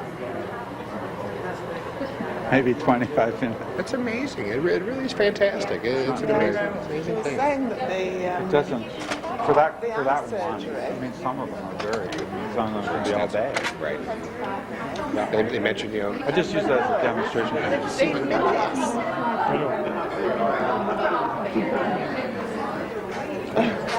one more And time. then we'll let you have your coffee. You deserve it. They mentioned managed healthcare and seeking out the greatest help. And in our country, we're very spoiled. In fact, I don't want to say anything very speak, but we have people here from other countries who can't get healthcare, period. They have one hospital to go to. They've been thrown out of those hospitals from Norway. We're very spoiled here. And I'm in real estate. We all charge the same percentage, basically. You can get the best in the field or the worst in the field. It's the same price. It's up to that client to seek out the best for their money. And I feel the same with us as patients. We're paying one form or another. They're paying for it. And I think they should seek the best help for their money and interview. He said, I think so. Really? Yeah. It's basically what Professor Farnett says about that comment, if he thinks that's true or false. Well, he's found it through experience, so... But they grow more rapidly in males, is it? Yeah, especially at your age. So I said, is it encouragement for The girls? two daughters? Yeah. And he said, I would think so. Oh, that's encouraging. Yes. It's good news. I'm going for my coffee. Oh, right. Okay. Yeah, I've had some coffee too.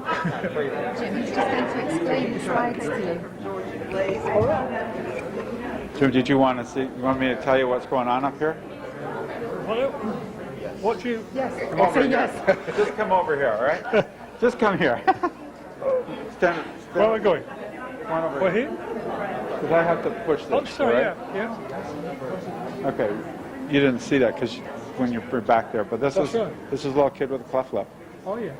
And what we do is we just repair the cleft lip with him. That's all you need to. If all you do is the cleft lip, he's 5 times ahead of where he was. And that's like a really simple little operation. Actually. This is the kid with the nose, and Yes. we put a forehead flap on him. Yeah. Tidy him up. Right. And this is actually, I understand you've got a tumor behind your eye. This is not real. This is a lacrimal sac tumor, a tear duct. Not a tear duct tumor, but a lacrimal gland tumor. The gland that makes the tears was problematic. Just got to get rid of that. And this is actually what's known as an amelioblastoma, which is very similar to a basal cell, but occurs in and around the teeth. And it's actually very frequent. It's not uncommon actually in Asia. It's not uncommon here, but we never let it get that. No, not. No. Amazing. And this is an odontogenic cyst, very similar to what they get in basal cells. Yeah, the cartridges. Yeah. I'm gonna just take that out and then put a little bit of bone in there from. It actually used part of his rib. Right. And this is the elephant man disease. Oh. If you ever saw that movie. The movie, yeah. Yeah. Gosh. And we just take that off. I don't have the picture over there. That's it. Thank you very much for that. Okay. I was sorry to throw, when I threw that thing at you about the, where do you draw the line at times, where it was, I don't know. I know Everybody's different. I don't know where they draw the line. the easiest thing is close monitoring in the early stages and doing the surgery as a small, but sometimes when you develop multiple BCCs, I mean, I've had surgery for 30 years. Right. And eventually, you know, it just got into the bone. Right. To me, they were chasing shadows. Well, and you're in that age group where it was, you know, they weren't as aggressive with following people up, and then Yeah. once it gets down below that I surface, you understand can't that. find it. Yeah. And Yeah. unfortunately, you know, you're born too young. Where to go? Yeah, all right. Thank you for that. All right. What other thing was that? But hopefully you're still young. You're as young as you feel. As I say, I understand. as an expert. Thank you very much for that. Appreciate it. Trip, are you Back Wednesday. back Wednesday? Yeah, nice break. How long were you here? We arrived Monday evening. So, nice. Maybe you get down to see the baseball game this weekend. Well, that would be a good idea. We've got tickets available. Oh. Take care. Thank you. I'm going to ask you, Jim, how you felt seeing those pictures, because... How did I feel? Oh, right. The pictures were very good, very encouraging for people with major problems, and the speed that they could do the surgery and the transformation was just amazing. I assume that, well, I know they could do that the same in England, obviously, but it's very encouraging for people to see that. Yeah, it's good. The expertise is very good. Did it make you feel that there was people with even sort of worse?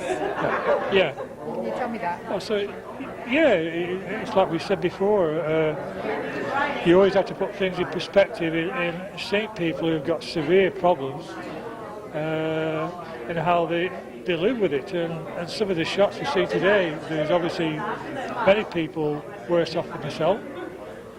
And I said before, in 30 years I've had no pain.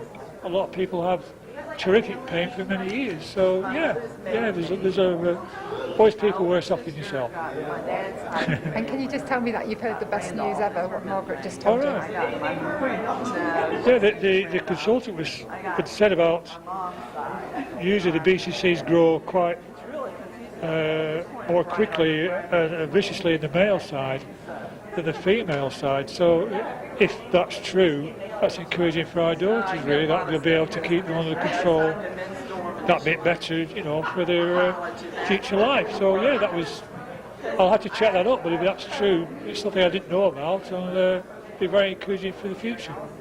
Yeah, it's good. Thank Okay. you. I'm going to try and keep...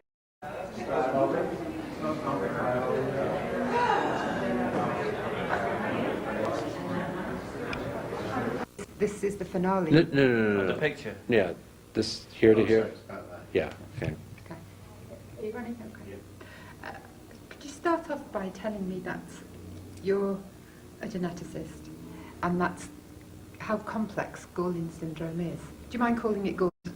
That's The only problem is the one American dermatologist who thinks it should be called after his name.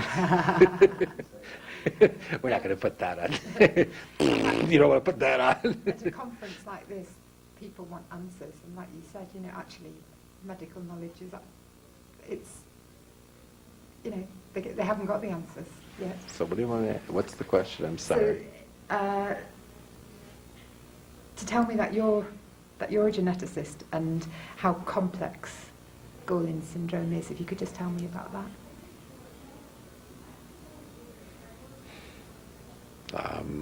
You don't have to explain the complexity, but just to tell me that actually it is, you know, is very complex, and people want answers that, you know, medical knowledge haven't got yet.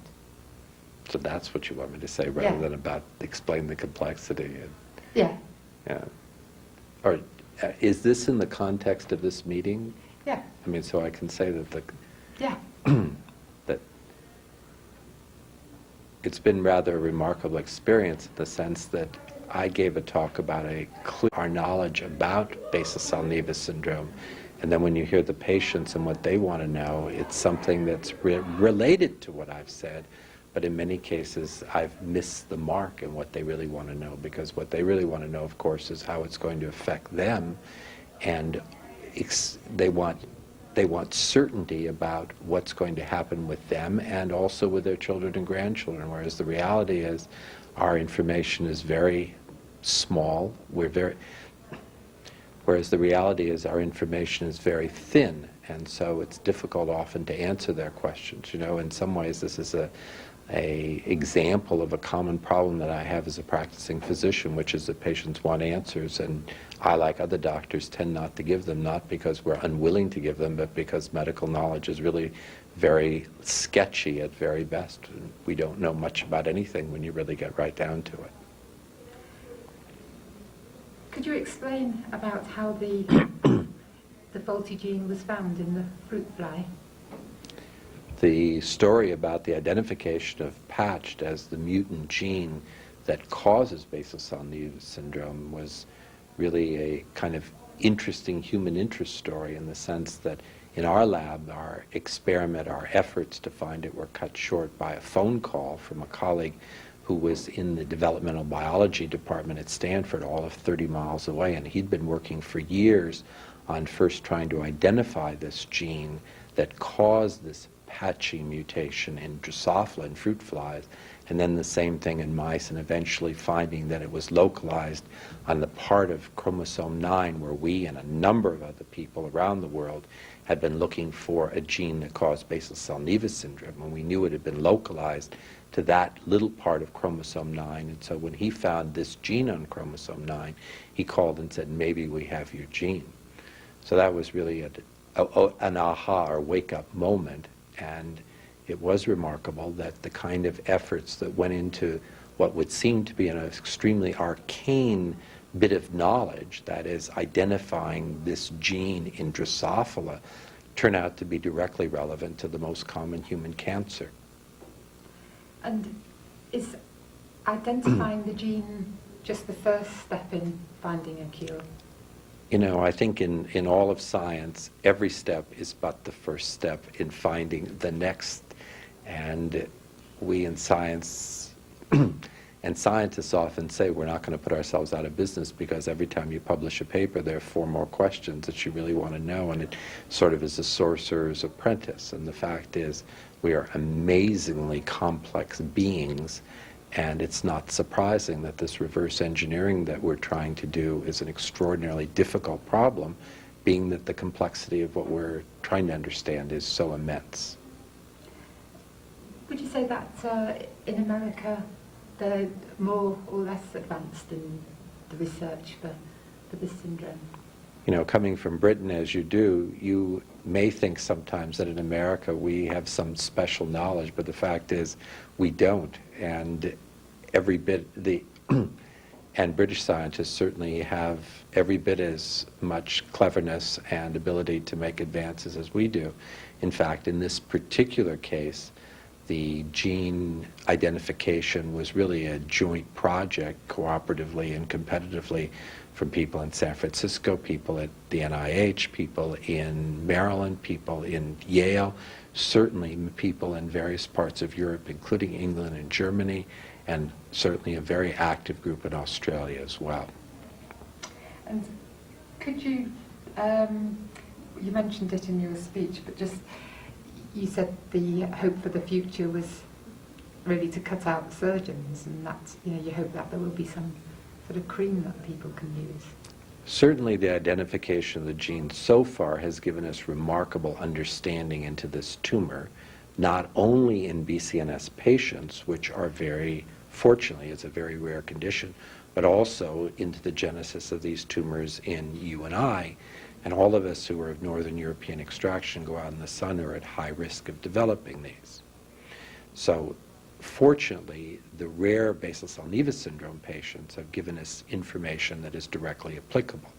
Now the next step will be, how do we take that information and design therapies that are based on the understanding of the mechanism of the cancer formation and inhibit or reverse those abnormalities and therefore get rid of the cancer. You know, in dermatology, we have an opportunity to do that that's really, as a proof of principle, a lot better than can be done in most other cancers. Because particularly with this cancer, it doesn't really metastasize, so you don't have to get rid of it immediately. And you can reapply therapies, and if your therapy doesn't work, you can always end up cutting it out. Whereas clearly in a breast or lung or brain cancer, one doesn't have the opportunity to make those kind of long-term observations. One has to do it right now, and no one wants to wait and see if an experimental treatment will help. So my hope is that we can identify some kind of therapy that will be mechanism-based and, as a proof of principle, show that and give hope to people who are trying to do the same thing for cancers of other organs. Do you think that a lot of people have said to us that they hold out gene therapy as this miracle cure, but the fact is it doesn't really exist yet for something like this? Well, it's difficult to imagine taking a person who every cell in the body is defective or has a defective gene, even though the cells may be behaving perfectly fine, and fixing that gene mutation in every single cell. Of course, for most genetic diseases, that's not so important because there are only specific organs or specific cells that are misbehaving. So then one has to look at an early stage and maybe going to the germline. But currently, the ethical issues are very real. We don't know what might be good to have in the future, and we don't want to eliminate all genetic diversity in people, certainly not. I use the analogy that after the development, I use the analogy that 100 years ago, after the identification of bacteria as the cause of many diseases, it took a half century for a generic solution called penicillin. And of course, that isn't an absolutely perfect solution either, but it was certainly remarkable and based on an understanding of the mechanism. Now, will it take us 50 years to go from an understanding of the mechanism of DNA mutations to a point where we have a penicillin, a gene therapy? It's unclear. Certainly 10 years ago it seemed like we're more on the cusp of it, and now it recedes into the background. But maybe that's true with most of human advancement. It always seems to be just around the corner. Peace, and that includes peace and prosperity as well, perhaps. What's the time scale for a cure, do you think? You know, if we talk about what's the time scale for a cure, part of that depends upon what we mean by a cure. Fortunately, for basal cell Nevis syndrome, most of the individual tumors can be cut out and cured in 100% of the individual tumors. But of course, that doesn't prevent new ones from coming, number one. And number two, it doesn't prevent the scarring that's inevitable on the cutting out. So if we ask what's the time schedule for a cream that might get rid of tumors and obviate the need for at least most surgery, I think that's not so far in the future. Could it be 10 years? Well, maybe 10 years, but I don't think 100 years. On the other hand, I can't think that it's going to be 10 weeks either. Turns out, as I said earlier, the body is remarkably complex, and even what seem to be simple diseases and simple causes turn out to be problematic and more complicated than we understood originally. So do you think a cure is, an actual cure is not ever a possibility? You know, when we talk about cures in medicine, it's one thing to cure tuberculosis or smallpox. It's another thing to think about curing aging. And I think in most cases we're thinking about, for most diseases that medicine is treating now, we're thinking about ways to manage them. And probably this basal cell Nevis syndrome is another one of those. I would feel if we could develop a cream based on the understanding of the mechanism that will get rid of the tumors, maybe treat them before they're visible, that would be a cure of sorts. That doesn't mean that children still wouldn't be born with the predisposition developing them. Doesn't mean that people who have this condition should go out and become farmers or sailors or play golf every afternoon without their hat on. But still, it would be a sort of cure. And indeed, for tuberculosis, we may well not have cured it in the global sense, but only in an individual case as well. Seems smallpox is the one thing we managed to have cured. Has a genetic condition ever been eradicated? You know, basal cell nevus syndrome, like other genetic conditions, it's, let's try again. I think that currently, basal cell nevus syndrome, like all other genetic conditions, we can try to ameliorate the abnormalities that develop in the person because of the mutation. But currently, the only way we have of curing and preventing a patient from being born with this is by prenatal diagnosis. And for terrible diseases like Tay-Sachs, where it's very clear that the child is going to die at age 6 months or whatever anyway, most parents are enthusiastic about prenatal diagnosis and elective ending of the pregnancy if the child is found to be affected. Where there are diseases that come on later and some people manage well with them and some people less well, then that becomes far more of an individual decision as to whether or not it makes sense for that parent to get prenatal diagnosis and to try then again to have a fetus who is develop into an unaffected child. And just last question is, well, it is about the passing it on really, and that's prenatal. If you could tell me that prenatal diagnosis, is it called? It actually is available. Is that quite recent that it's become available? Was that as a result of identifying the gene? So if you could make that link for me, that's just because that, for a lot of the people here, that just seems a really important thing, you know, is for their worries about their children. You know, it's clear from this morning's session and from other discussions that I and anyone else in my position has had with patients that one of their prime feelings is a concern about not passing on what they have seen to be a real problem onto their children. Of course, all of us and always want our children to have an easier life of it than we have had and a more successful life. And clearly, although the identification of the gene of this, whose mutations cause this disease, or indeed any other genetic disease, has so far not led to cures of the disease in the sense of gene therapy that erases that mistake. Nonetheless, it is quite possible to do prenatal diagnosis and to test whether or not the mutation has been inherited in that developing fetus. And so that gives the cut and paste. And so that gives the parents the opportunity to either proceed with the pregnancy or to terminate the pregnancy and try again. And in this case, of course, there's a 50-50 chance that the next fetus, the next child, will be unaffected. And if the child is unaffected, then they can never pass it down to their successive generations as well. Is it available to have the prenatal diagnosis sort of very early? You know, like they have a sort of CVS for some people that they actually know before they're well into the pregnancy. Is that available, or do they still have to wait till they're quite advanced? Currently, there are really three methods, or currently there are 3 times that it's possible to make prenatal diagnosis. The original one was by doing a amniocentesis by getting a bit of fetal cells at 12 to 14 weeks or 16 weeks, so well on into the pregnancy, and that gave one a rather short time frame to decide what to be done, how to proceed.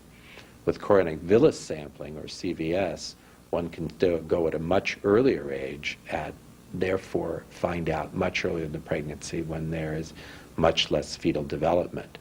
There is also, of course, the hope and the interest in doing pre-implantation diagnosis, doing in vitro fertilization with sperm and egg from the parents, taking one cell from a very early embryo with only 8 or 16 or 32 cells, seeing whether or not that cell has the mutation, and then if the cell has the mutation, choosing a different embryo to implant, or if it does not have the mutation, then going ahead and implanting that into the womb and allowing further development. So currently, the standard is either at the 14 weeks of the amniocentesis or much earlier for the chorionic villus sampling. And in some centers, people for this disease and others have tried to do pre-implantation diagnosis, so at a time when the decision can be made when the fetus is only a very few number of cells as opposed to a more developed organism. Is that available? And the latter certainly is available for some diseases, and at least theoretically should be available for Gorlin syndrome as well. And is there any sort of cutting-edge research that's going on at the moment? All of my research is cutting edge. I didn't say that. I was just wondering, just in a I think there's a large amount of ferment in the field, specifically in Gorlin syndrome, as in many other genetic diseases, that's been spurred on first by the understanding of how to identify these genes, and second by the more specific advance of the actual identification of the gene. And in this case, an understanding of how it works is pretty well straightforward and at some level understood anyway. So there are both academic centers and biotech corporations that are using this information to try to identify new therapies for basal cell carcinoma that will be that will be developed on the basis of the understanding of the mechanism of the disease. Do you enjoy your job? Do I enjoy my job? Do you enjoy your job? Yes. I'm in personally a very fortunate position. Most everything I do at work is good, and the problem is deciding which to focus on. It's easy to be chaotic and not get anything done. Do you find it very moving being at an event like this? Well, I think David started by saying it was humbling, and how can it not be humbling? And in some ways it's elating to see that the work that you've done in the lab actually does mean something to people. On the other hand, it is often humbling to say, well, what I'm doing with a few little mice, is that really possibly going to do something for what in many cases is a catastrophic event? Is this really hubris to think that what you do in the lab is really going to make a difference for those people? All you can do is you say you hope so, and try to do the best you can in the lab, and then apply that as carefully and as scientifically valid and emotionally supportive a way to patients. Thank you very much indeed. That's simple. That's easy. And harmony between people. Plants have been shown to increase our sense of calm and tranquility. Perhaps this is the reason that plants, and flowers in particularly, have become inextricably linked with many of our societal customs and societal rituals. Many of these cultural rituals are designed to ease the transitions of life by providing a set of preordained tasks or behaviors that help us in times of immense change or sorrow. Flowers are an integral part of many of our rituals of celebration and joy, and of sadness and renewal. Try to picture a wedding or a funeral without flowers, Christmas without poinsettias, springtime without daffodils or tulips. Plants have become an indispensable part of our commemoration, solace, transformation, and jubilation. So how do plants perform all of this magic? The book, Restorative Gardens, The Healing Landscape, offers a lengthy, detailed, and elegant explanation of this therapeutic process.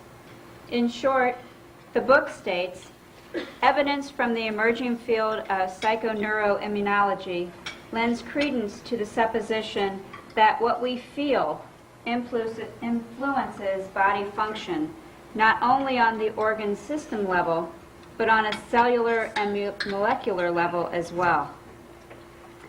While numerous therapeutic modes Meditation, for example, influences our psyches and relax our bodies. None act as directly to contact us with nature. To experience the healing effects of the garden requires no special preparation. We are all evolutionarily prepared for its benefits, even if we've never seen a garden. Nature's balm begins in our evolution-prepared central nervous system. It fires our neuroendocrine and neuroimmune systems. Gardens accomplish this uniquely because they are savanna brought home. A garden is pure refuge. Laden with the biological symbolism of safety, a garden elicits from us the opposite of the flight-fight reaction to stress and arousal. Nature stimulates the physiology of serenity and recuperation. And gardens help us heal, and where healing is not possible, gardens can bring peace to the dying. The profession of horticultural therapy utilizes plants, gardening activities, and the natural world to improve the physical, social, emotional, and cognitive well-being of people with illness and disabilities. This medical discipline harnesses the naturally motivating and healing qualities of plants to provide therapeutic and rehabilitative programs to clients in settings such as hospitals, nursing homes, mental health facilities, and developmental centers. Horticultural therapists also provide information about adaptive techniques and equipment to make gardens accessible to people with disabilities. Specialized tools can be recommended to enable people with poor strength, weak grip, or limited reach to continue their well-loved gardening tasks successfully. So let us take a few moments to explore and experience the potency of horticulture's healing force. We make connections with plants through our sensory perceptions. In her book, The Healing Garden, A Natural Haven for Body, Senses, and Spirit, Sue Minter, the curator of London's Chelsea Physics Garden, writes, "Plants give us pleasure and can bring healing through our five senses, either physically or more indirectly via memories and moods. Perfume stimulates memory and can be used to evoke happy times, to heal us psychologically. Of cinnamon and the perfume of a rose." Textural characteristics of plants also stimulate a variety of responses in us. Helen Keller said, "Few know what a joy it is to feel the rose pressing softly into the hand, or the beautiful motion of lilies as they sway in the breeze. Certain plants almost invite your touch. Consider the fuzzy softness of lamb's ears, the ruffled dewiness of lady's mantle, the velvety fragrant scented geranium, and the rough fissures of bark. The multitude of texture in the garden beckons us ever closer to touch the healing power of nature."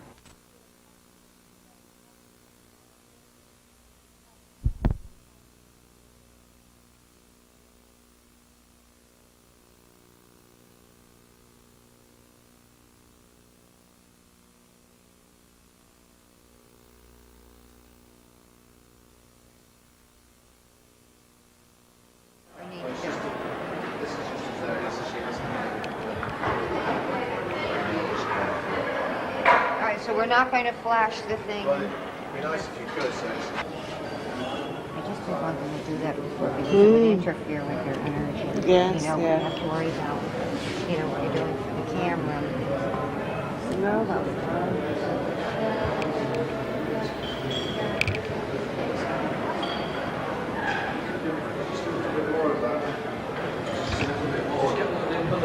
Oh, he wants you on, I think. Showing me what to do. I just want to do a little bit more of that fasting, that's all, because we... Oh, okay.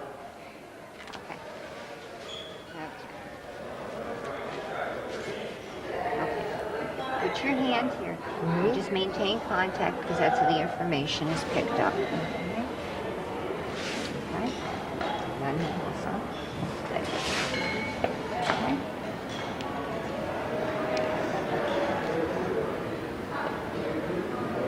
Might as well go ahead here and take it. Okay. 1, 2, 3. Okay, just hold your hands there just a few seconds.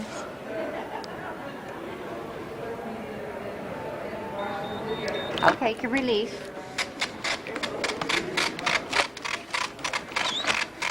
Okay.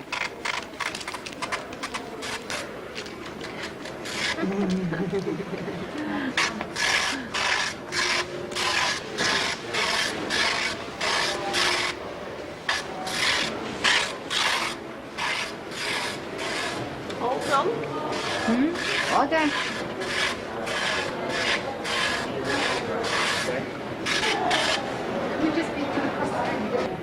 Your vibration can change. Is she talking about something? Yes. And it did shift. See? It showed the same. Same colors, but it's shifting. Where's your other picture? Where's your other one?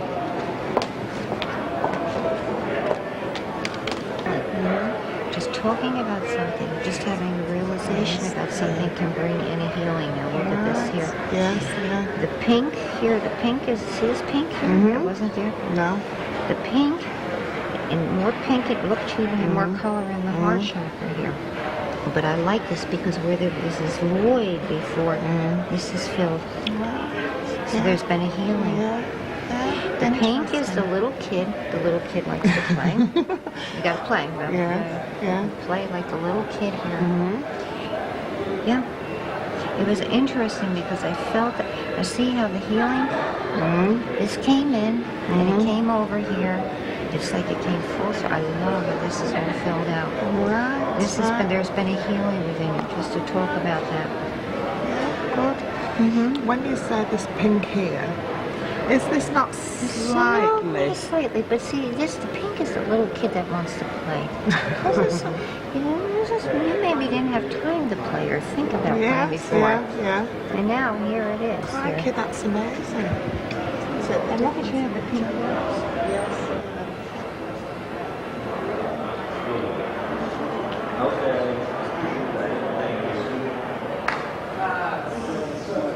I learned more than you, so anytime anybody You know, it's very, it's not the sort of thing they have with English going on.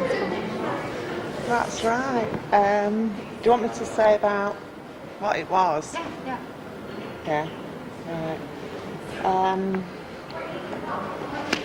Get our head around this. I don't want to be saying though about the two different ones, or do I? No, just you put one away. Right, put one away. Right.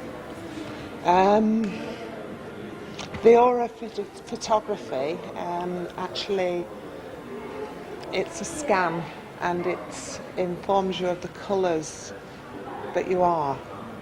And she said if I believed in an afterlife, that I'd been here before, and that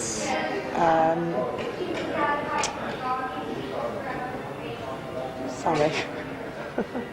That the blue donates that I'm actually a learner, and I've come back for the knowledge I've picked up in previous lives.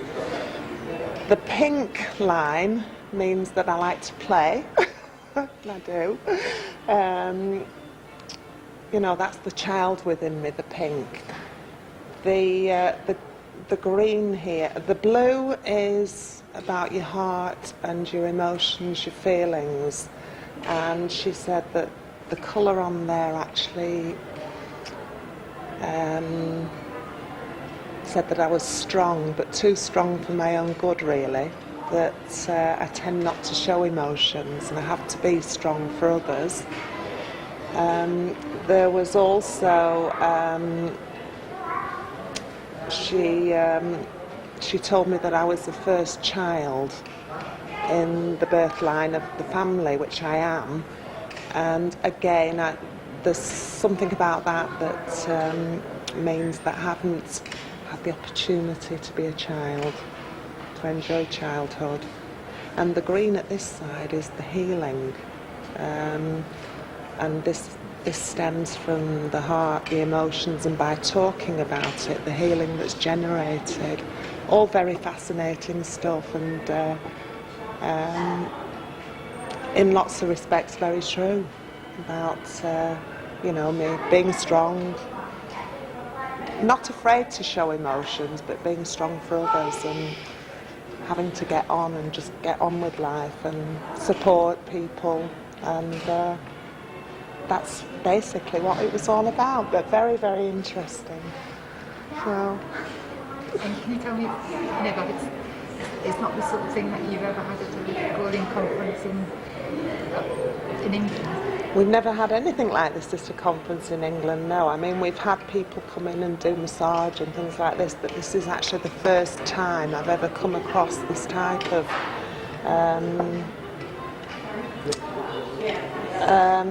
I suppose it's about... Okay, Chrissy, whenever you like, just carry on. Okay, so we're here. Yeah. We're here. This is it, Margaret. Excellent. This is Dave. Margaret. Hi. Dave has Hi, nice to meet you. really helped organize. Nice to meet you. Hi. Jim. Hi, Dave. Nice to meet you. Nice to meet you too. Same here. Lovely weather. Bill. Oh, yeah. Bill Costa. Oh, yeah. Oh, yeah. Nice to meet you. Nice to meet you. And Arvid from Norway. Norway, yes, yes. We're going to run up and see the office, and then we'll be right back. Upstairs? Yeah. Okay, let me let you in. I've got the door locked and all.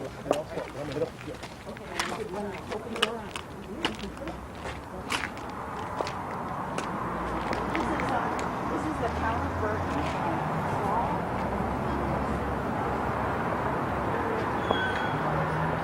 Of course, it's fabulous. Our office is right up there. Your own office.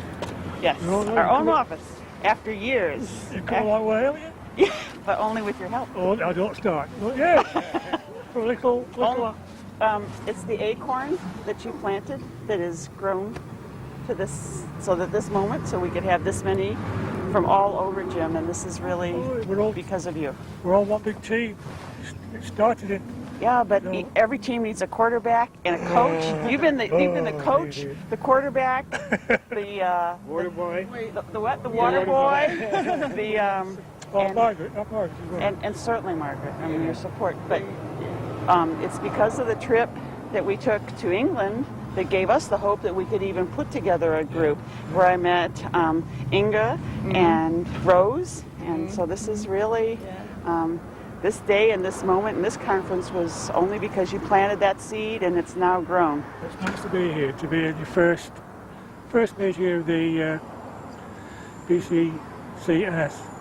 Very nice to be here. It's good. And I'm sure you've worked hard to put it all together. Yes. It's not all down to us. You know what it's like.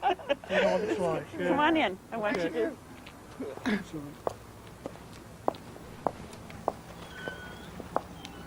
Now watch this. This isn't very high. You're so tall.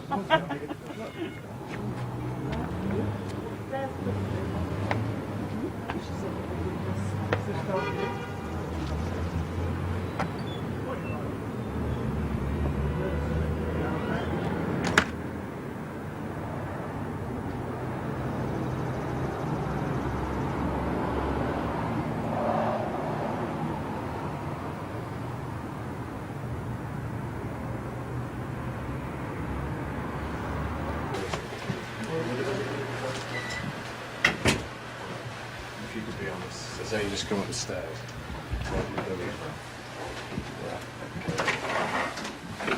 Happy, mate? Happy meet. I love that. Happy meet. I can Right. hear that. Okay. Okay, right. here it is. Oh, A little office, but little office, I know. you do a big job. Oh my word. This isn't a little office. This is luxury. Secretary sits here, and she's out busy getting ready for the conference. Yes, yes. And then in here, this is right here. The executives desk. This is the executives desk. The Gophers desk. Yeah. And this is how I link to you. The internet has been so good for being able to link this whole syndrome together. But I can pull up your webpage, Jim, and I can when I'm frustrated, I can link and you can give me encouragement, and that's the encouragement. I want to know how, you know, the 20 wishes, was it, the conference? Oh, yes. And I put number 15 in the other night Did before you? we left, and how far down are we? Oh, we can look at that. Or how far up? We can look at that. Hang on, let me see if I can do it. Let's see. While you're doing it, could you explain what those wishes were in the last minute? Yes, yeah. We did a read. A minute. I think it was the top 20 reasons why we just push the window down as well. I logged on Sunday evening before we left, and I saw these wishes, and I thought, I must have a good reason for coming to Cleveland. So mine was Manchester was good, wouldn't miss Cleveland for the world. Oh, that's a good one. That's a good one. So I just wonder since then if any more wishes have gone on. Now we need to.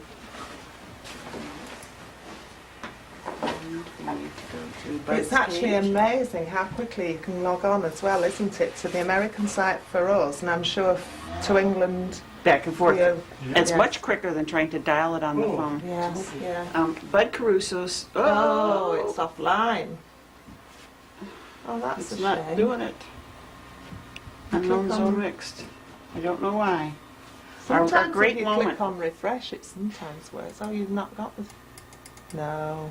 No, Oh, not to worry. it's not going to do it. I hear it. It's just, it's not going to do it. Page cannot be displayed. After my big, I think Yes. it's the phone line. They were having trouble Yes. when we called in before. We can catch up with that later. But it is, I use it more for health. I use the internet more for health than I do any other issue. I don't buy things over the internet, but it has linked people in remote areas. We are able to answer each other's questions.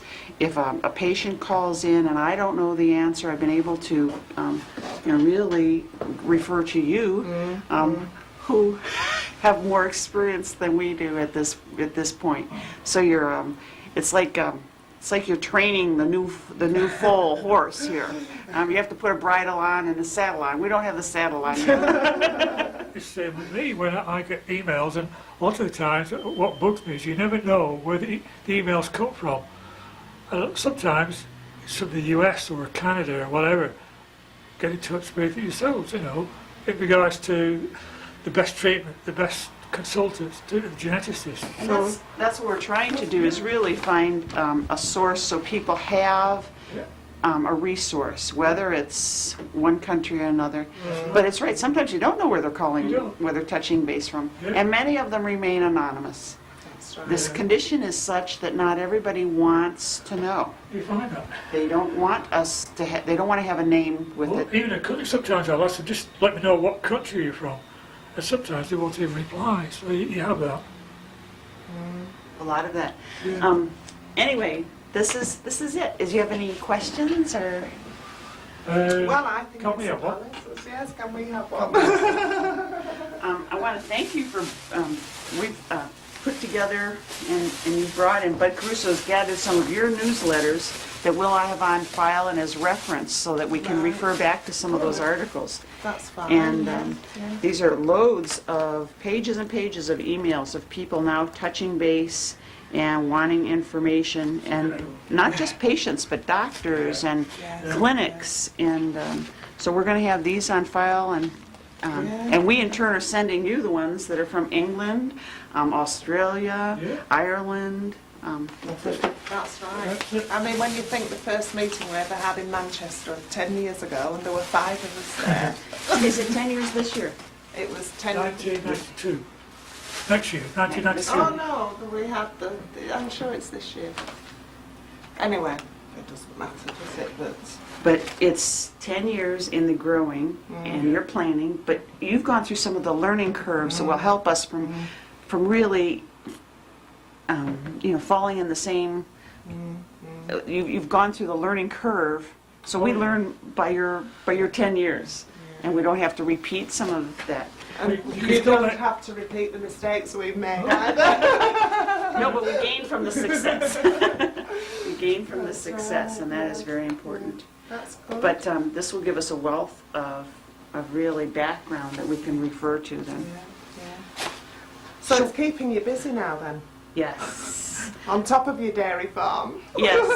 The other night I was working at about 11:30 at night, and I knew I could put something in the email to you, and sure enough, I mean, it was, I think, 7 o'clock your time, and about an hour later, there's a little encouraging word that said, what did you say, lots of sleep, Yes, and yeah. not to get too nervous about the first meeting. A good book and a drink. There. Relax.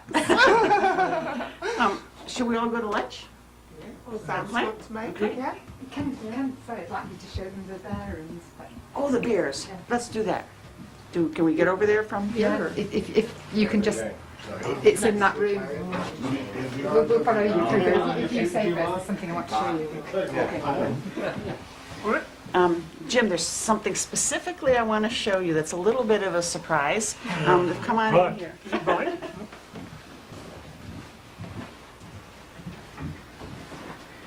We've tried to come up with a mascot that we could give to children when they are just diagnosed with BCCNS or in the hospital or lonely, and their parents call us and they've heard about BCCNS for the first time.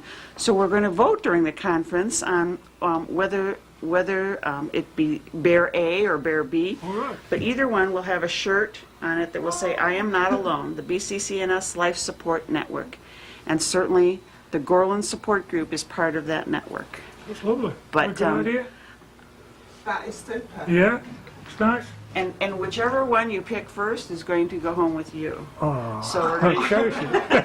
What happened to the puppy dog? Because people were Yes. making all sorts of suggestions, and the hedgehog, because of course of they the suggested the patch. hedgehog because of the patch gene. Yeah, patch gene, And so yeah. we've decided we're going to try to find a little one of those that even adults can have on their dresser or something. Yeah. But I think pretty much they've decided will be an ark of animals, which also is very genetic from the Noah's Ark and having 2x2. Yeah. And certainly we go into this disease 2x2. So it's That is a really nice idea. I love the Yeah. little shirts. That's gorgeous. Yeah. So what do you think, Bill? I like that one. I like the large one, yeah. And What do I are like to? On the little one. the little Little one, one, oh see? dear. And that's, it should be personal choice because we are individuals. Yeah. So I think they have decided that we'll get some puppies and also some hedgehogs. We have a couple puppets, and you're going to see the puppet at the conference. So Right. it's good. Wonderful. Lovely. A good Nice idea. idea. It is. Excellent. An idea we may have to adopt ourselves Oh, for people yeah. like Oliver and Yeah. Yes, Oliver. Oh, Lovely, one of yeah. my favorite kids. It's So it's great. gorgeous. Okay. Lovely. lunch. Well, that's Right. Hang Interview first. on. Could you do that? No, it's okay. I'm just on the actual. When you've done it and you've shown the box and the birth certificate, could you mention that line you said about how you are all like a family genetically? Okay. That was a nice line. Okay. Okay, if you want to carry on with the box and stuff. Okay, when they arrive, they come out of a box, and the box has little windows, so it looks, it says, "And I'm going I'm home." going home. And they come with a birth certificate. Right. And we're going to give them their birth date as the date of the conference. Right. And so from this day forward, they will have a birth date.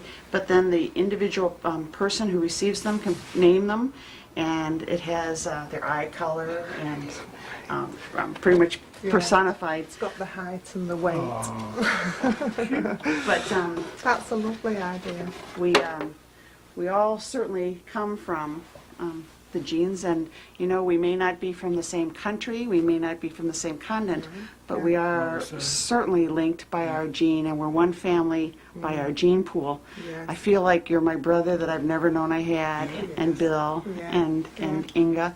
I mean, we just are so linked by our experience and by this gene that we didn't think was a very good gene, but this is certainly one time that I'm happy to say I have this gene. Yes, that's right, because we wouldn't know each other otherwise, We would wouldn't, we? we wouldn't, if we were walking down the street, I don't think we would even talk to each No. other or meet each other. You know, this is such a unifying moment when we can really say, I know that when I show you my leg and it looks like your arms and my eyes tearing, it's the same. So it is it's like finding a family. You know, you can't choose your family, but you can choose your friends. And this is a time that I think we're choosing our genetic friends. So this is great. The Gorlin family, as you would call it. Yes. The Gorlin family. That's right. I don't know if you'd like me as a sister, though.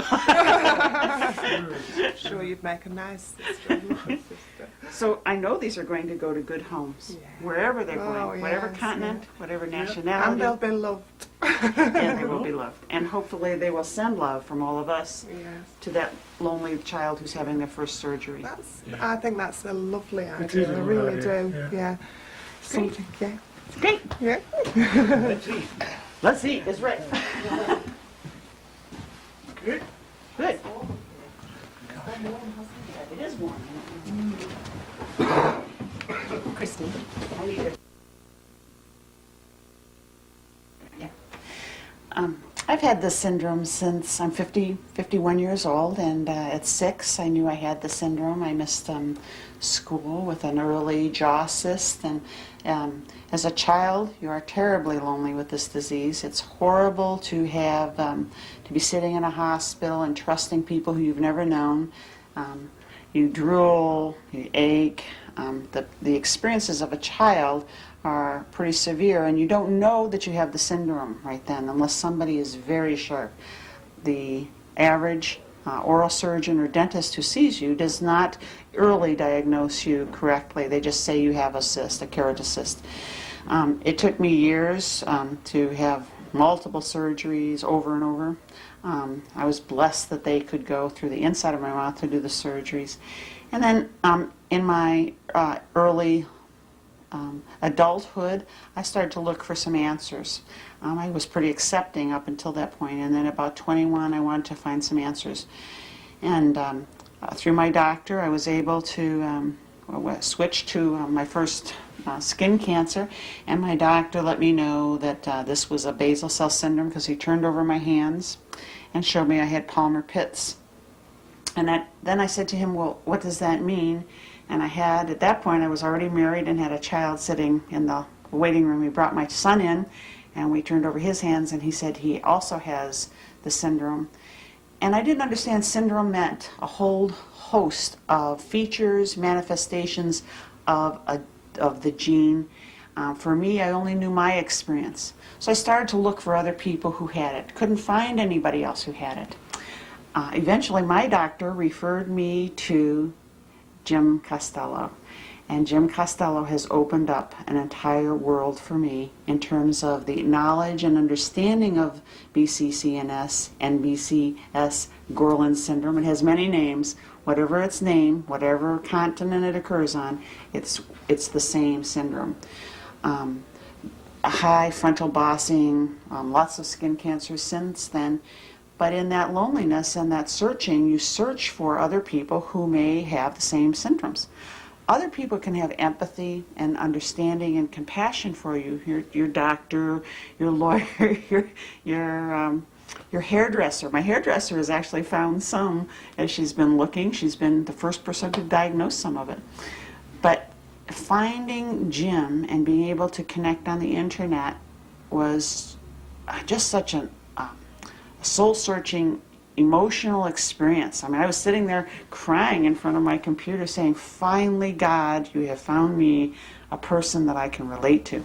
Not only Jim, but then he invited us to his conferences. He's had terrific success with his conferences. So we put together a little group here, including my son, and we went to his conference over in Manchester. Well, that was like giving fertilizer to a seed that has fallen on fallow ground. I suddenly wanted to bring people together. I could see the unity, the fellowship, the positive reaction that people getting together and finding the experience that you're not alone in this disease. The oneness that Jim has provided. And, when you know Jim, you don't just know Jim. I mean, he introduces you to people, their souls, their spirits. No matter what we look like on the outside, he sees our eyes and sees our souls and sees our spirit underneath us. I can never thank him enough for allowing me to fulfill myself by now helping other people. If I just sit in my bedroom or my home and become reclusive because of this disease, it can eat you up emotionally, mentally, spiritually. But when you can reach out and start to help other people and meet other people and say, I love you and you can love me, regardless of what our exteriors look like, it's a whole different world. And I personally can't thank him enough. What he has given is not material, it's spirit. And of his spirit, he has given more than anybody I personally have ever had the wonderful experience of knowing. I love Jim Costello. I loved him before I knew him, and I love Margaret, and I love their children. They are sharing with the world their experience, the good, the bad, the ugly, the beautiful. Jim has a beautiful person, and I will never forget him, and I can't thank him enough for what he is doing for the United States and Australia and Ireland and New Zealand and Africa and South America. It's like he was a little sprig, and 10 years ago he started to grow, but his roots of knowledge and experience have spread to all parts of the world, and I'm very thankful that I've had the opportunity to know him and to say he's my friend. Is that okay? Oh, it's lovely.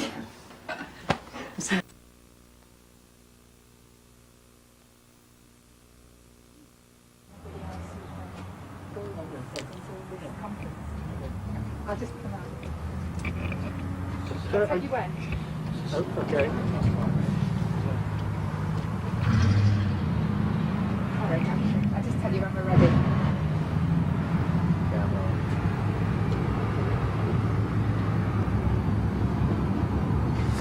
Just come forward just a little bit. Just that way. This way? Yeah. Oh, this way? That's good, that's great. Okay. Whatever you like, already. So I'm really glad I got to meet you. I read about your website, and All right. I've never met anybody with this syndrome before, other than myself and my son, like I told you. Yeah. But I learned a lot from the websites, from Jim's website, and I was explaining that I can make websites, and I think we can make them more interactive, where Yeah. we can get people to put information in, and then it automatically gets sent as an email. Maybe we could build some kind of a database that way. That would be good, yeah. Yeah. I hope you'll meet a lot more people at the meeting, over the weekend. Yeah. Who have the syndrome, and Yeah. we're all one big family. Gotta find people that are online and Yeah. get I'll see ideas you. how to find more people. Oh, you will. You'll get there. I think so. Now it's coming together. It's like a caterpillar waiting to become a butterfly, right. I think. That's right. It'll accelerate. It will. I know it will. Yeah. Well, It's just phenomenal how far you've come so far with your group. You've done so well in a short, expensive time. well, between Christy and Bud and Dave, and Absolutely they've done an brilliant. exceptional job, and They you have. can tell how busy they've been. Yeah. And you and I know it's not easy. It's not at So all. We can appreciate that a little more, I think. They'll be shattered by the end of the weekend, but it'll be a happy time. Oh, yes. Yeah. Yeah, they're going to be thrilled. I think they're thrilled already. Yeah. We have a good amount of people, and new people coming in tonight. That's right. All the events scheduled. Should be good. Should be really good. And the place is beautiful. Isn't it? Very, Very nice. So, that's good. Yep. Too much traffic most of it. Well, it says that feeling that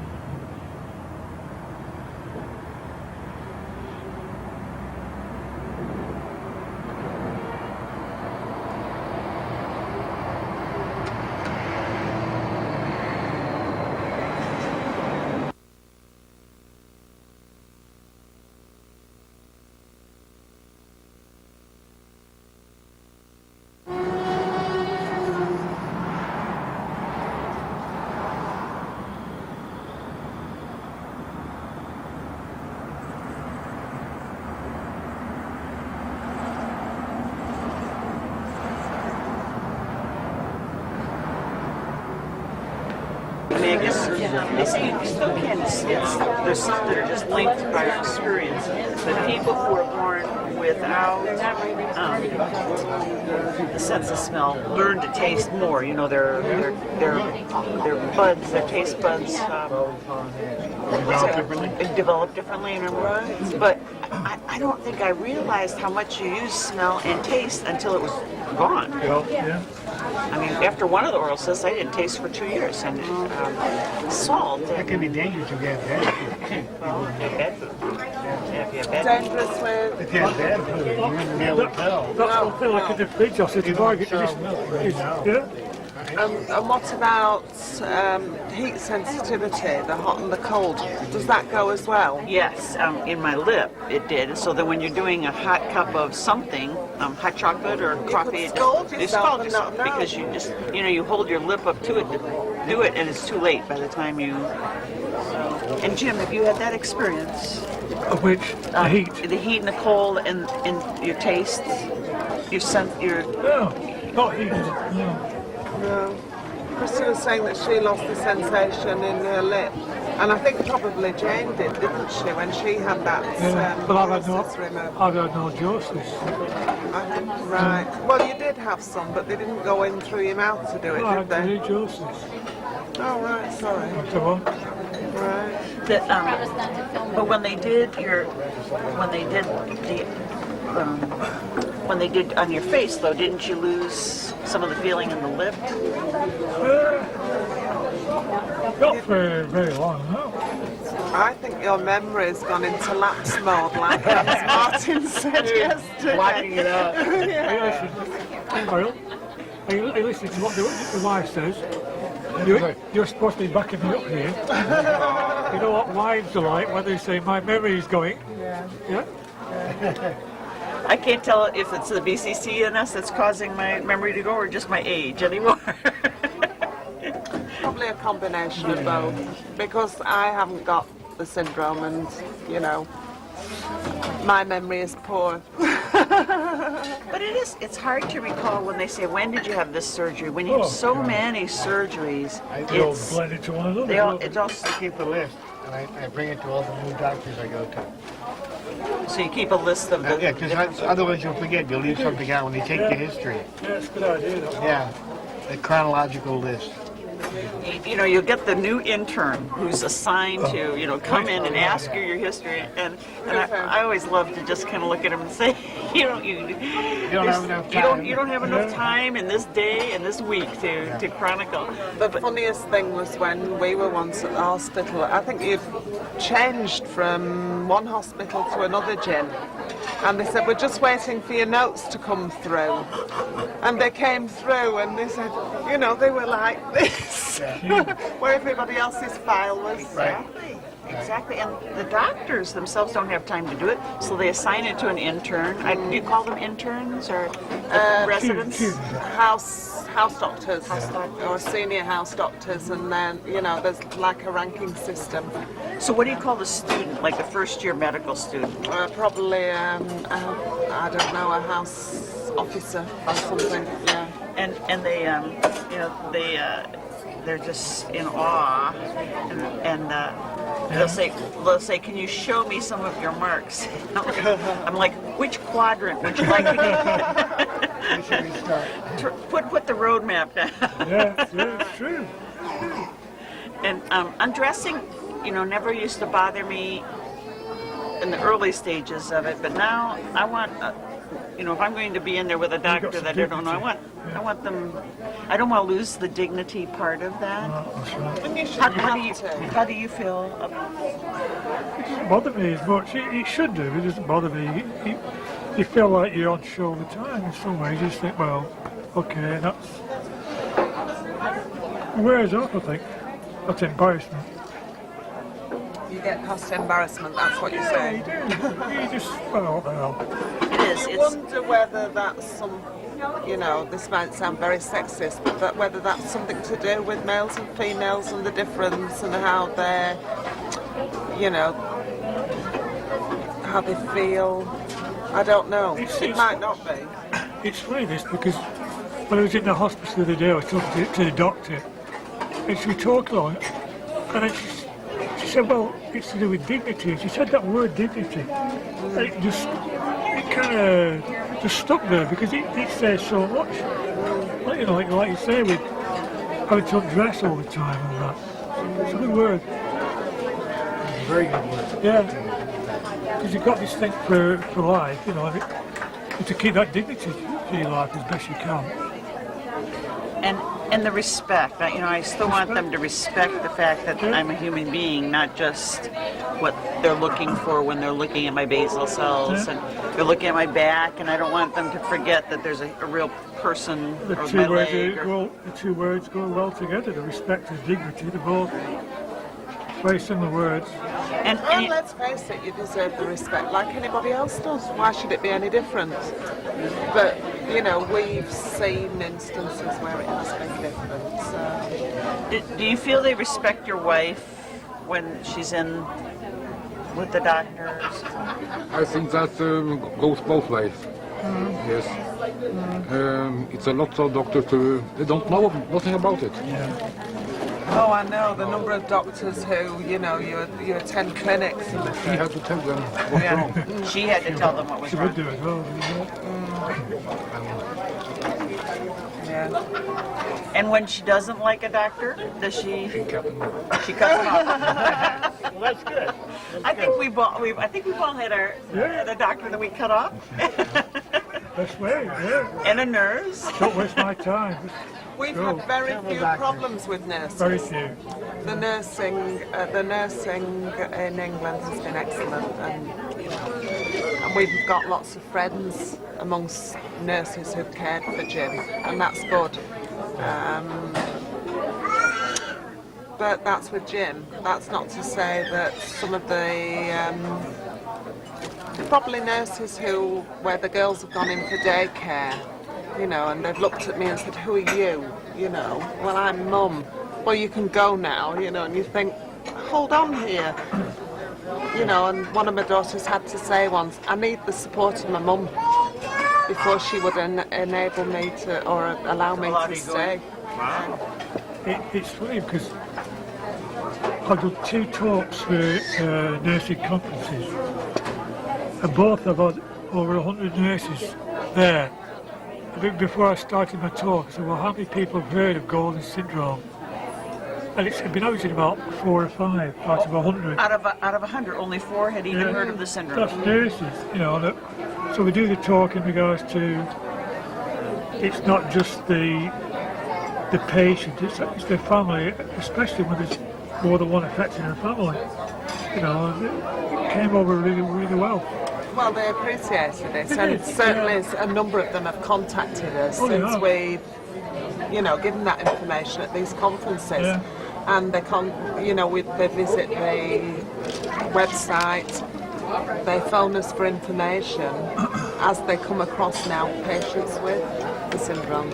So they do refer people to you now, even physicians and nurses and things, not just the patients. It's It was really to put over, look, it's bad enough for a member of the family coming to visit a patient, but you think how somebody feels within the family who's coming who also has a syndrome, it's so much worse, because they wonder, are they going to be the same? That kind of thing, you know, what the future holds. So it's very good, really. We've got a good response. You really done a marvelous job getting the word out, but spreading the knowledge and. Well, ironically, this was done by a nurse. Well, a nurse that was done that knew my father. He was a nurse to my father. He was a nurse to me, and he asked me if I would do it. So that grew from there as well. But you know, I expect them maybe to learn it from their colleagues instead of from a volunteer group. Yeah. But if their schools and their fellowships can't teach them that, then I guess, you know, we're the missing link or the missing piece to say, Very much so. this is what you didn't learn at university. Here's the reality. They'll say, wow. Welcome to the real world. Yeah, I used to go and do it. He lost a lot of weight and he was skin and bone. and that's when they decided he needed to go on steroids and other treatments. And I think you felt better in some respects since you've been on the steroids, haven't you? Yeah. I don't know what they do. Apart from I do want to talk to you later about the difference between your procedures and your doctorate.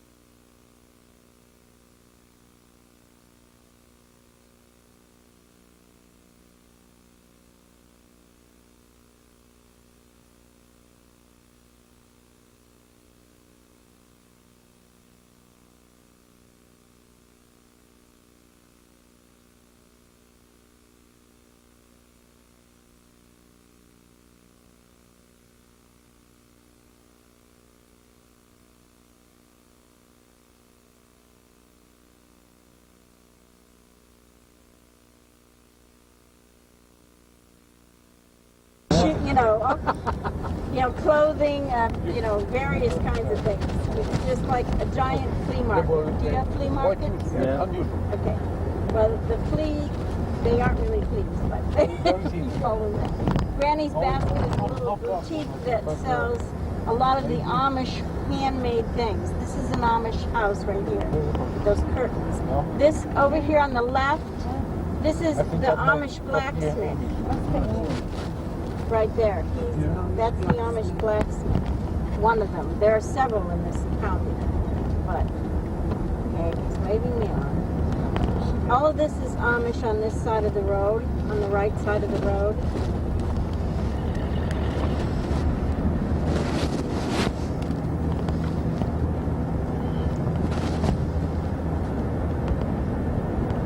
This used to be an Amish house, and they turned it into a Yankee house.